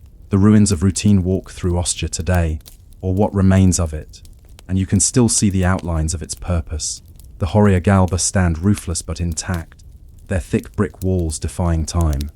The raised floors that once kept the grain dry are still visible. In the mosaics of the old dockyards, you can trace the images of ships and dolphins, symbols of a trade that once never slept. You can imagine the sound of sacks hitting stone, the splash of water, the rhythmic chants of dock workers hauling ropes, and you can almost hear the quiet voice of a clerk reciting numbers to himself as he writes, 50 sacks, another 50, total 100. It is not glorious, it is not heroic, but it is history, the kind that endures not because it is dramatic, but because it was necessary. The empire in miniature in its long decline. The grain system of Rome became a mirror of the empire itself, vast, precise, and utterly dependent on order. It was built not for conquest but for continuity, a bureaucracy of sustenance. Its failures revealed the limits of centralization, the fragility of abundance, and the quiet truth that civilization rests as much on patience as on power. When the ships stopped coming, Rome did not fall in a single day. It simply emptied. The warehouses filled with silence. The ledgers went unbalanced. The docks gathered weeds. And yet, even in decay, the system left its imprint. In the roads that carried grain carts, in the measurements still used by farmers, in the administrative habits inherited by the medieval world. The final calculation in the fading light of an empire, one can picture a final act of record-keeping. An aging scribe in a crumbling office, surrounded by fading tablets and broken seals. He dips his stylus into wax one last time and writes, "No shipment this year. Stores sufficient until spring, if the people are patient." Then he closes the tablet, seals it with string, and sets it aside. No one ever opens it again. The story of Ostia is not the story of greatness, but of maintenance. The slow, invisible work that holds civilizations together. Empires do not fall when their armies lose, but when their ledgers stop adding up. And so, as the waves reclaim the harbor and grass grows between the stones, one might wonder, how many of history's triumphs rested on the shoulders of men who counted grain by hand, who lifted sacks in silence, who measured abundance grain by grain. Perhaps the empire did not collapse. Perhaps it simply stopped keeping track. The morning bell sounds before dawn in Luoyang, the eastern capital of the Tang dynasty. The palace courtyard is still cloaked in mist, the bronze cranes by the gates shining faintly in the lantern light. Inside the hall of morning attendance, rows of clerks kneel before low desks, their brushes poised, their backs straight. They are waiting for the arrival of the only person in Chinese history who would ever call herself emperor in her own right. Wu Zetian. At this hour, the empire is quiet, but in its silence a machine is stirring, one made of paper, silk, and ink. A bureaucracy awakened to rule China in the 7th century was to rule through writing.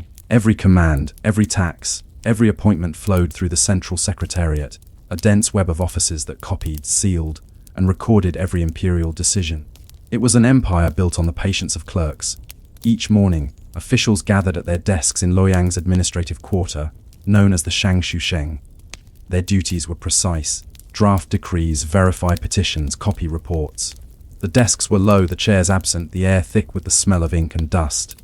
They dipped brushes into ink made from soot and pine resin, writing characters so small and exact that even the smallest stroke carried the weight of law. No order became real until it was written, stamped, and stored. And Wu Zetian, the woman who had risen from concubine to empress regent and finally to Huangdi, understood this more deeply than any ruler before her. The empress of records, Wu Zetian's rise was an act of administration as much as ambition. Born in 624 CE to a merchant family of modest rank, she entered the Tang court as a concubine of Emperor Taizong. After his death, she was sent to a Buddhist convent. But there she waited, quietly, until Taizong's successor, Gaozong, brought her back. Through shrewd alliances and calculated patience, she became his consort, then empress, then regent for their sons.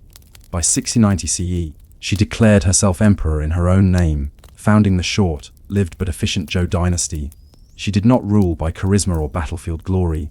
She ruled by paperwork. Where her male predecessors had relied on generals and aristocrats, Wu Zetian relied on clerks. She expanded the bureaucracy, established new offices, and filled them with men chosen not for family but for literacy, loyalty, and precision. The empire became a mirror of her temperament, calm, exacting, and relentless. The petition system, at the heart of her administration, was the memorial system, a bureaucratic process that allowed officials to submit reports and petitions directly to the throne. Each document began its life as a zhou, a formal written statement. A junior official drafted it, his brush trembling slightly as he chose each word. The paper was folded, sealed, and passed upward, from local magistrate to provincial governor, from governor to the censorate, from the censorate to the secretariat, and finally to the empress herself. Every stage left a record, a note in the margin, a tally on a register, an entry in the archives of the Bureau of Edicts. When Wu Zetian read a petition, she often annotated it personally. Her handwriting, sharp, deliberate, became famous. She would circle names, underline figures, and write comments such as, "This matter requires investigation. Reward the diligent, punish the negligent. The numbers are unsound. Recalculate."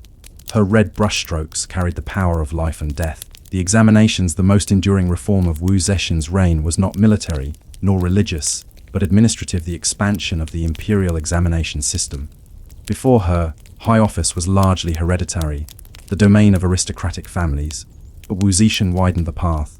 She ordered that men of talent, regardless of birth, could sit for written exams in Confucian classics, legal codes, and literary composition. The exams were anonymous. The examiners did not know the candidates' names, only their handwriting and arguments. It was a quiet revolution, not of armies, but of ink. Hundreds of aspiring scholars traveled from distant provinces to compete. They stayed in small rooms, writing by candlelight, their brushes trembling as they composed essays on morality, governance, and the balance of heaven's mandate. Those who passed became jinshi, presented scholars. They entered government service not through lineage, but through literacy. Wu Zetian favored them over the old aristocracy, creating a new class of loyal administrators. The empire's bureaucracy deepened, and its paperwork multiplied. A government of scrolls by the early 1690s, the archives of Luoyang had grown so large that new storage halls were built near the eastern gate. Each document was copied 3 times, one for the local archive, one for the imperial archive, and one for backup storage in Chang'an, the western capital. The scrolls were tied with silk cords, sealed with wax, and labeled by date and department. The archivists moved among shelves stacked high with bamboo slips and paper scrolls, each tagged with careful brushwork. The air was dry, the light dim. Every decree from the empress passed through their hands: tax assessments, border reports, temple grants, criminal cases, and edicts of promotion. The system was so vast that it required an entire office, the Bureau of Copyists, dedicated solely to duplication. Hundreds of scribes worked their day and night, producing exact replicas of imperial orders. The empire ran not on bronze or iron, but on handwriting. The eyes of the censorate to maintain control. Wu Zetian also strengthened the censorate, the branch of government responsible for monitoring corruption and disloyalty. Inspectors traveled in secret throughout the provinces, recording the conduct of officials. They carried small notebooks of bamboo slips, on which they noted every infraction, lateness, negligence, theft, or insubordination. Upon returning to the capital, they presented their findings in sealed packets. The empress read them personally. It is said she could recall the names of hundreds of officials by memory and would occasionally summon them by name to answer for their misdeeds. Those who pleased her were promoted. Those who disappointed her disappeared into silence. Paper as power. Wu Zetian's critics later called her reign one of terror, filled with secret police, denunciations, and fear. There is truth in that. But behind the fear lay something else, a belief in administration as destiny. For her, the empire was a series of records to be corrected. If something was unjust, it could be rewritten. If someone was incompetent, they could be replaced. It was a cold logic, but an effective one. The court poet Zhang Yu once wrote of her, "She governs not with the sword, but with the brush." The ink of her decrees flows faster than armies march. And indeed, it was through ink that she maintained the vast machinery of her rule. One signature, one seal, one red annotation at a time. The clerk's vigil. Imagine, now one of her clerks, a minor official named Lu, sitting alone in the hall of documents late at night. His lamp flickers. Around him are scrolls stacked like walls, each sealed and labeled in neat black characters. He is tired. His hand aches. But the order must be copied before dawn.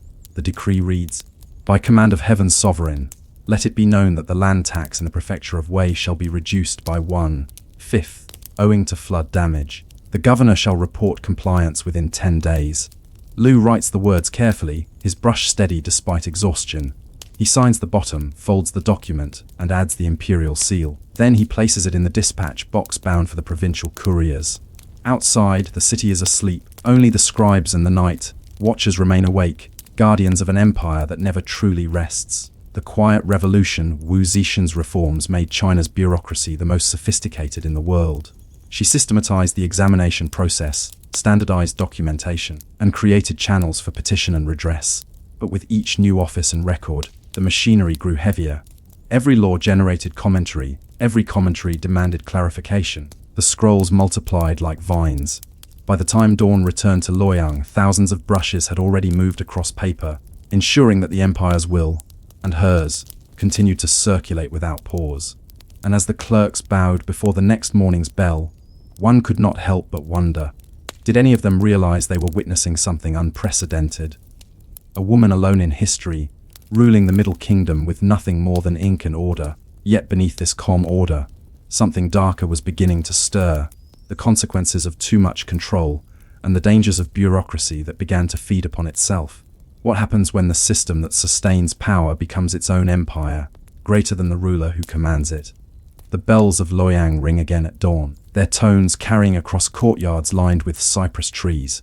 The capital is awake, but the sound feels more like routine than ceremony. To live under Wu Zixin's reign in 6092 CE is to live within a system, a machine so intricate that even its smallest part must turn precisely or risk punishment. The clerks have arrived once more at their desks. The lamps are trimmed, the brushes arranged, the inkstones dampened with careful drops of water. The ritual begins again. Write, copy, review, report. In the Hall of Edicts, every motion feels eternal. The 3 departments and 6 ministries. At the heart of this empire of paper lies an organization so complex that even its administrators sometimes forget where one office ends and another begins. It is called the 3 departments and 6 ministries, the backbone of Tang and Zhou governance. The Secretariat Zhongshu Sheng drafts imperial edicts, the first stage of command. The Chancellery Mengxia Sheng reviews those drafts, suggesting corrections or clarifications. The Department of State Affairs Shangshu Sheng executes the approved orders through its 6 ministries: personnel, revenue, rights, war, justice, and works. Each of these layers generates its own stream of documents, seals, and memoranda. The process is deliberate, designed to slow decision-making, ensuring that nothing escapes the emperor's sight. But under Wu Zixin, it is also a means of control. By expanding the bureaucracy, she created opportunities for advancement among those loyal to her, while drowning her rivals in procedure. Clerks and clergy to strengthen her legitimacy, Wu Zixin turned to Buddhism, promoting it as a spiritual counterpart to her administrative order. She commissioned new sutra translations, built temples, and sponsored massive public readings of Buddhist texts. The monks, too, became bureaucrats, tasked with cataloguing scriptures, managing temple lands, and submitting reports to the imperial court. Some even received official ranks, complete with salaries and seals of office. One of the most famous texts of her reign, the Great Cloud Sutra, was interpreted as prophecy, declaring that a female ruler would bring order and salvation to the world. It was convenient theology, and it was administered like everything else, through paperwork. Temple registries recorded donations, inspectors audited temple accounts. Scrolls of devotion and scrolls of taxation were filed in the same manner, copied, archived, and numbered. Religion became another arm of bureaucracy, an extension of imperial order wrapped in incense. The web of surveillance, no system that large can run without tension. Wu Zixin knew that power gathered in offices as well as armies. So she created a new instrument, the secret police, officially called the Luantai and Zhou Yuan. Their members were drawn from the censorate, the body charged with watching the watchers. Their task was simple: observe everyone. They intercepted letters, attended trials, and reported on the conduct of officials. Sometimes their reports were written on ordinary paper. Other times they were carved into bamboo to prevent alteration. These reports were read only by the empress and a few trusted ministers. It is said that during one particularly tense year, more than 2,000 officials were investigated for disloyalty. Some vanished quietly into prison cells, others reappeared months later, promoted after exoneration. The bureaucracy became self-policing, a system that observed itself, corrected itself, and sometimes devoured itself. The case of the missing grain. Consider, for instance, a single file case in 1142, missing grain in Yingzhou. The record still exists, written in small, tidy script on yellowed silk. It describes a shortage of tax grain reported from a northern province. According to the first report, 400 dan, roughly 400 tons of rice failed to arrive at the central storehouses. The local magistrate blamed floods. The auditors suspected theft. The file passed through 6 offices in Luoyang before reaching the censorate. Each office added its own commentary, seal, and date. The entire investigation took 11 months. When it reached the empress, her red annotation read, "If the floods were true, the fields should show damage. If they do not, the magistrate lies." An inspector was sent. He confirmed the truth. The floods had been real, but the records of loss exaggerated. The magistrate had inflated the numbers to reduce his tax quota. He was dismissed. His property was confiscated. The system had worked, slowly, thoroughly, impersonally. Promotion through writing in Wu Zixin's empire. Talent was measured not by wealth or family, but by the beauty of handwriting. A clear brushstroke meant precision. A graceful one meant intelligence. The examinations demanded essays on governance and poetry, but also legible, consistent calligraphy. A smudge character could cost an appointment. Candidates were expected to know thousands of classical quotations, to compose verse on demand, and to explain Confucian ethics while defending imperial supremacy. Those who passed were recorded in the Register of Merit, a bound volume stored in the Hall of Honored Talent. Every few years, Wu Zetian would summon the new graduates to court. She asked them to read their essays aloud. Those who faltered were forgotten. Those who spoke well found themselves promoted, sometimes overnight, from obscure clerks to district governors. The empire, for a moment, seemed to breathe meritocracy, the weight of the seal, but beneath this farce aid of order lay fatigue. Every document required seals, not one but several. A decree might bear the imperial seal, the departmental seal, and the personal seal of the clerk who copied it. Each seal required wax, each wax mark required fire, each fire required supervision. The seal office kept thousands of molds in locked chests. 2 officers had to be present whenever a seal was used. The wax was melted in bronze bowls, poured carefully, then pressed with carved stone. Sometimes the wax would crack before cooling. When that happened, the whole document had to be rewritten, because a cracked seal meant divine imperfection. It was said that in Luoyang, the smell of melted wax never left the air. The night couriers, even the empire's messages, had their own bureaucracy. Wu Zetian maintained a system of relay stations stretching across thousands of kilometers, from the borders of Korea to the deserts of the west. Couriers rode day and night, stopping only to change horses. Each station maintained registers of riders, horses, and cargo. They had to record every arrival, departure, and delay in triplicate. When an imperial order was issued, it was copied onto lightweight paper, rolled and sealed. The courier carried it in a bamboo tube strapped to his waist. He rode through rain, through snow, through sandstorms.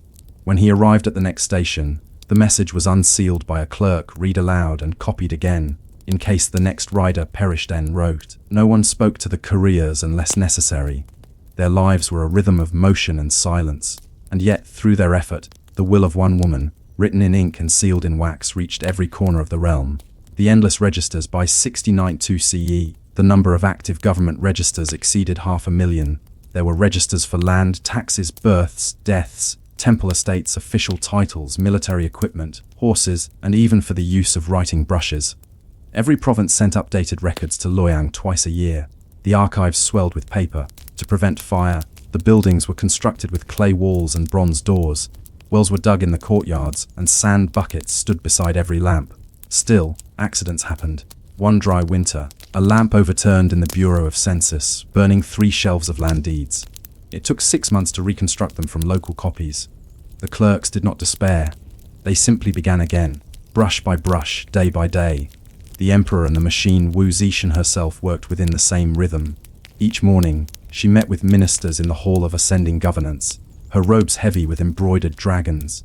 Her throne was raised slightly higher than those of her predecessors, not ostentation, but assertion. She listened, asked questions, and took notes. When ministers argued, she let them. Then she wrote her decision in red ink, slowly, deliberately. Her mind was a mirror of her bureaucracy, methodical, unhurried, exact. But as her reign continued, something curious began to happen. The system that had empowered her started to act without her. Officials began to cite regulations she had never read, to follow procedures she had never ordered. Decrees became self-justifying, rules self-perpetuating. Wu Zetian, the master of order, found herself surrounded by it, enclosed within the machinery she had built. The whisper of paper at night. She walked the halls of the palace alone. The scribes had gone. The lamps burned low. The scrolls lined the walls in endless rows, their cords gleaming faintly. She sometimes stopped to read a random file, a tax report, a census, a petition from a distant village. The words were calm, factual, emotionless, and yet they were alive, each one a trace of someone's life, someone's duty, someone's fear. She once remarked to a court poet, "They say heaven records all things. I have only made its reflection." The poet bowed, not daring to answer. A system without rest. By the early 1690s, Wu Zetian's administrative network reached its peak efficiency. The empire was stable, taxes were steady, and public works thrived. But stability bred monotony. The officials worked out of habit more than faith. The people obeyed out of exhaustion rather than loyalty. The bureaucracy had become eternal, unchanging, self-sustaining. It would outlive the empress. It would outlive the dynasty. Even centuries later, historians would study the paper system she built, noting their precision, their rigidity, their strange beauty. The machinery of heaven had been written by hand. Yet, for all her control, even the empress could not escape time. Age was creeping upon her. Her sons whispered of succession. The court divided quietly into factions. And somewhere within the archives of Loyang, a single report, a memorandum about corruption among her inspectors, began to circulate. It would reach her desk soon, and when it did, it would begin to unravel everything. The year is 704 CE. The Empress is nearly 80. The lamps of Loyang burn lower now, their light dimmed by age and exhaustion. The once bright corridors of the Hall of Ascending Governance echo with the soft shuffle of attendants and the slow turning of scrolls. The empire still runs, faithfully, efficiently, and endlessly. But those who serve it have changed. Many of the clerks who once copied her decrees have died. Their apprentices sit now at the same low desks, using the same brushes, following the same forms. The machine continues, and yet, the one who built it feels herself fading from its center. The report of corruption it began, as all things did in her reign, with a document. A sealed memorandum from the censorate, marked urgent. The Empress received it during her morning audience. The report accused several of her trusted inspectors of corruption, extortion, falsified records, and secret alliances with powerful families in Chang'an. The charges were detailed, supported by multiple witnesses, and written with careful precision. She read it twice. The handwriting was neat. The tone was respectful. At the bottom, in small script, was the name of the author Zhang Jianzi, a senior minister. Wu Zishan placed the scroll aside, her face unreadable. Outside, the bureaucrats continued their routine, unaware that a quiet storm had begun. The question of power. Wu Zishan had built her rule on the belief that writing could shape reality. Every edict, every appointment, every punishment was meant to align the human world with heaven's order. But now her own system had turned its scrutiny upon her servants, and indirectly upon her. For decades, she had promoted men of talent regardless of lineage. They were her eyes, her hands, her loyal executors. But time and power had eroded loyalty. The younger officials no longer remembered her rise from concubine to sovereign. They remembered only her decrees. To them, she was not a person but a process. The bureaucracy had learned to think for itself. The trial of the inspectors, the investigation began immediately. The accused inspectors were summoned to the capital and interrogated in the Hall of Justice, a long room lined with bamboo records. Every question, every answer, every silence was recorded by scribes sitting in the corners. Wu Zishan did not attend in person, but she read each transcript. Some inspectors confessed under pressure, others insisted on their innocence. The evidence was tangled, ledgers that didn't match, letters that could be forged, seals that might have been copied. For months, the inquiry dragged on. The Empress grew wary. She began to write shorter annotations, single characters, sometimes only her red seal. But the ministers did not stop. The procedure continued. The machine demanded completion. The return of the princes, meanwhile, her sons, the princes she had long kept at the periphery of power, began to reappear. Le Xian, her second son, had been exiled years before, accused of treason. But now, courtiers whispered that he might be recalled. Others murmured the name of Li Dan, quiet, cautious, waiting.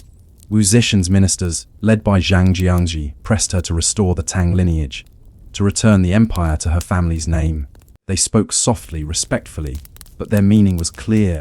The time of the Zhou dynasty, her creation, was ending. In their words, she could hear the shuffling of records, the turning of forms. The bureaucracy was already rewriting history. The weight of silence late at night, Wu Zishan sat alone in her private study. The room smelled of old paper and sandalwood. Scrolls lined the walls, stacked in perfect symmetry. Each one represented a life, a decree, a decision. She opened one at random, an old memorial from 20 years before, praising her for the fairness of her examinations. The handwriting was careful, but the praise felt hollow. She rolled it shut. In the corner stood her red inkstone, the same one she had used since her youth. Its color was darker now, stained by decades of decrees. She dipped her brush into it, drew a single character. Mu, mandate. The word dried slowly.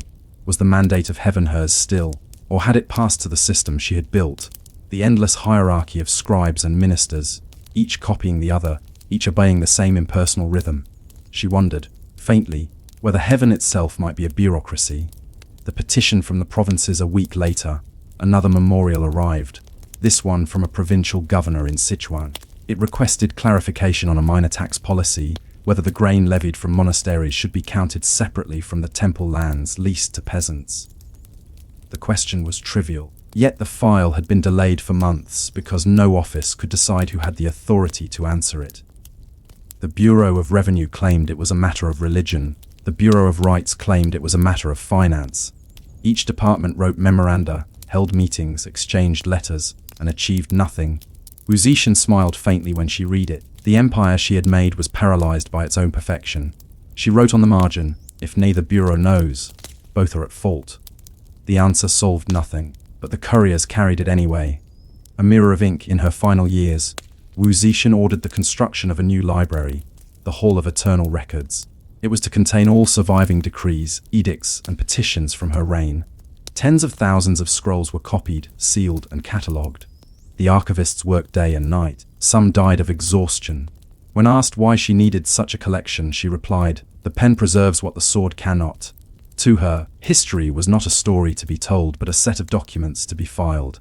Yet in those same halls, her ministers began quietly removing her name from certain edicts, replacing Zhou with Tang and restoring the titles of her sons. The archive became her undoing, rewriting the order it had once obeyed. The abdication in 705 CE.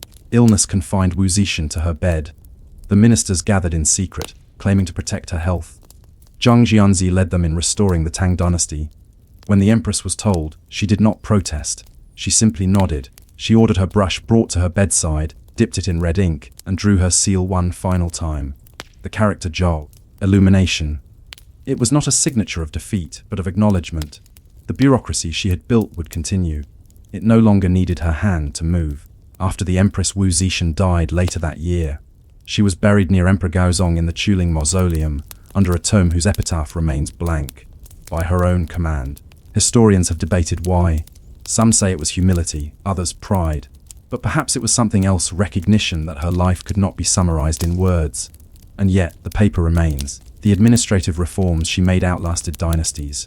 The imperial examinations, the petition systems, the provincial audits, all continued for centuries.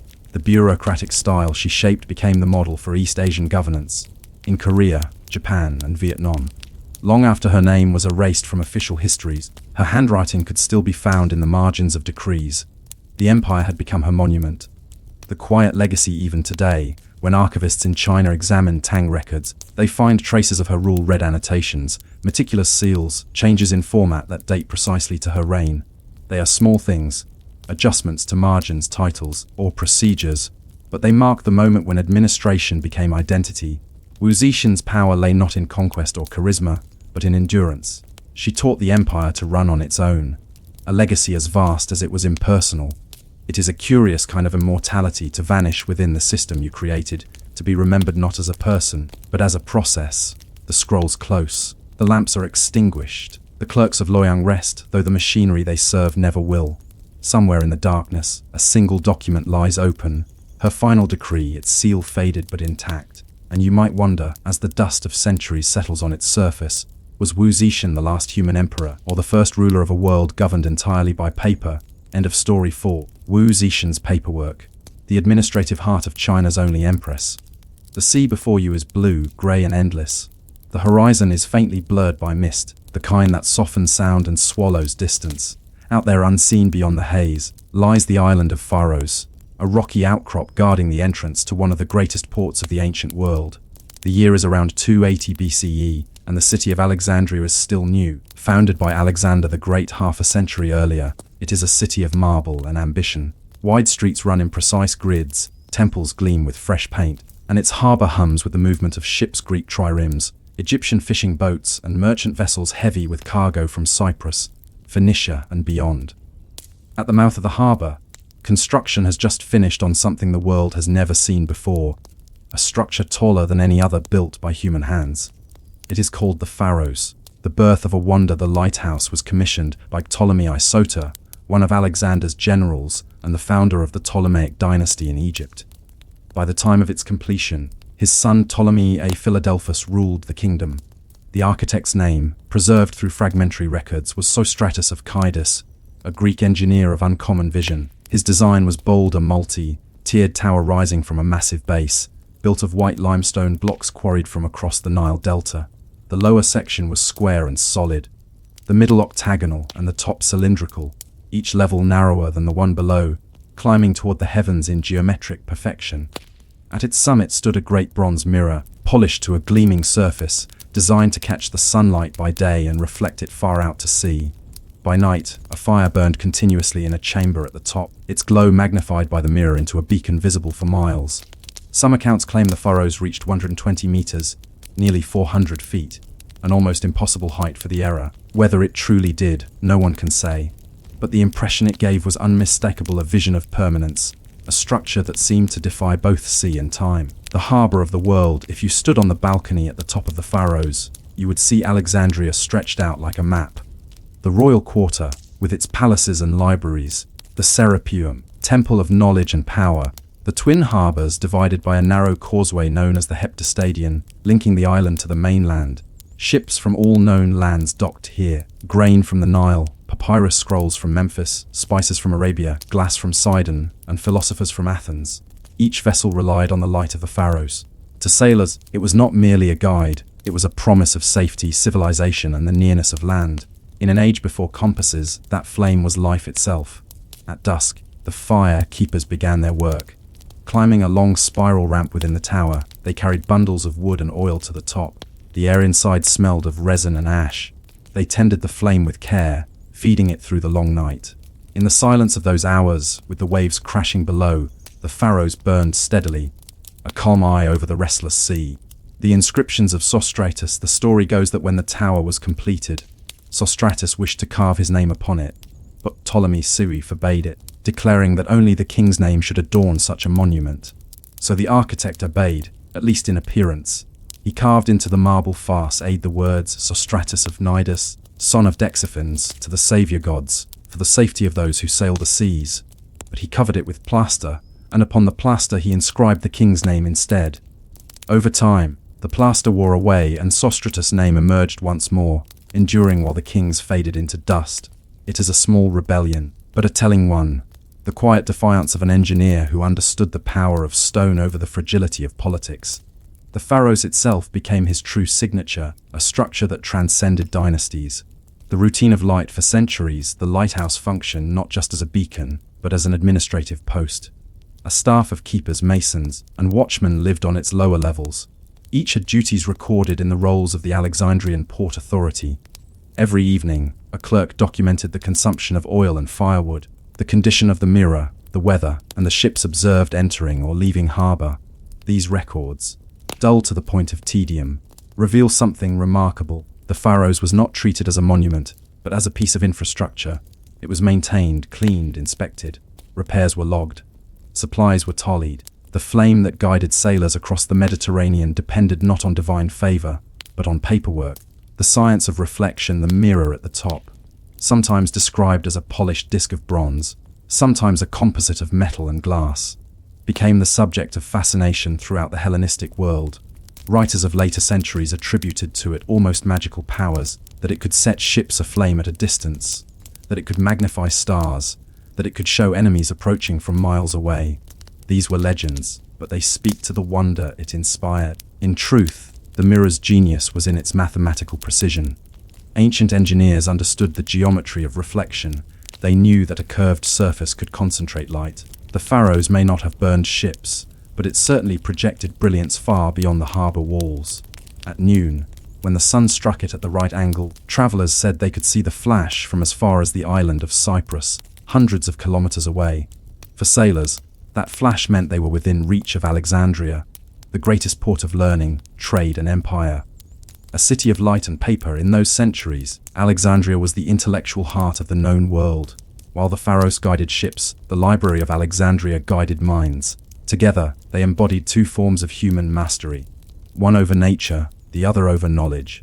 It is said that ships arriving in port were required to surrender any scrolls they carried, which were then copied for the library before being returned. Some captains grumbled, but most obeyed. It was simply part of docking in Alexandria, and so even as sailors gazed at the Pharos by night, scribes in the library below copied the words of Aristotle, Euclid, and Herodotus by lamplight.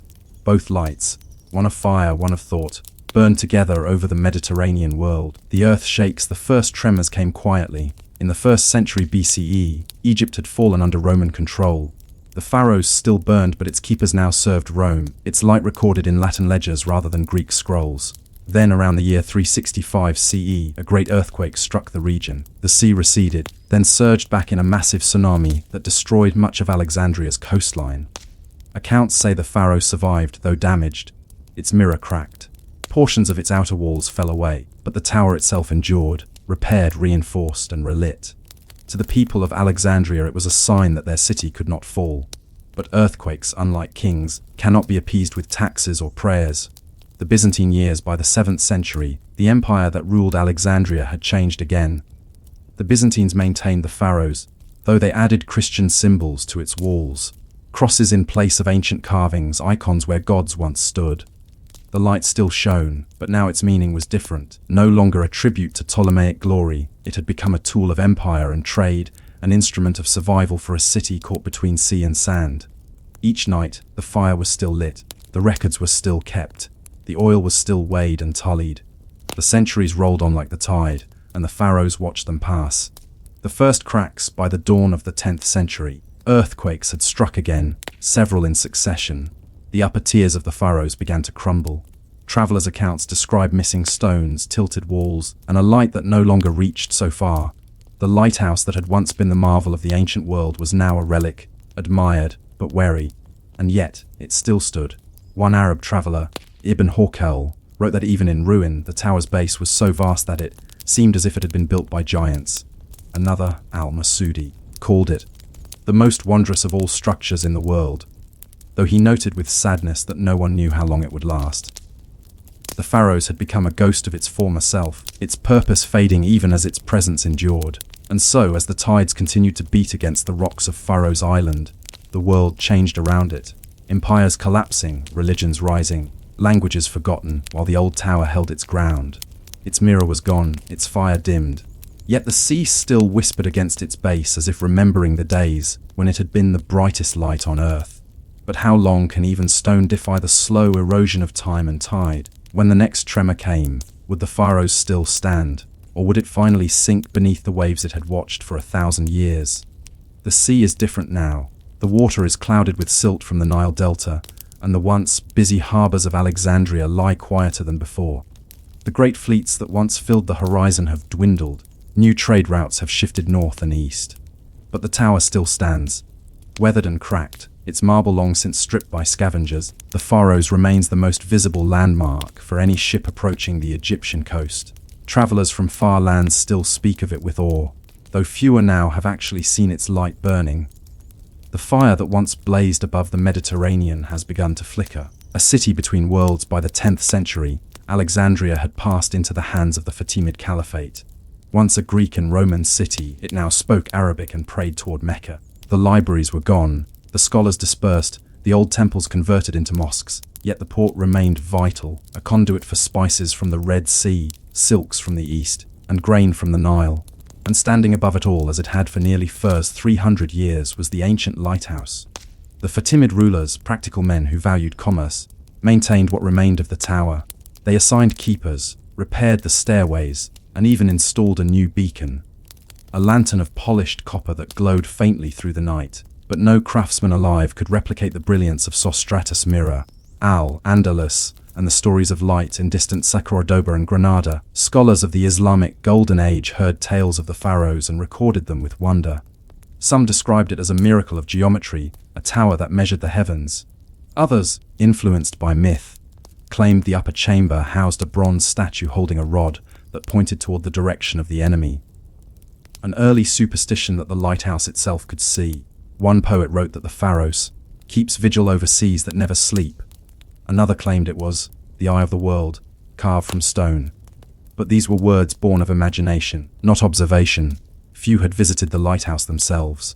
Alexandria had become a backwater compared to the shining capitals of the Abbasids and Fatimids. The tower was now a relic, admired but forgotten. The Arab engineers, the first detailed Arabic description of the pharaohs comes from the geographer Al-Idrisi, writing in the 12th century. He recorded its 3 stages, the square, the octagon, and the circle, and noted that the spiral ramp within was wide enough for a horse to ascend. He also described the remnants of the Great Mirror and the bronze dome.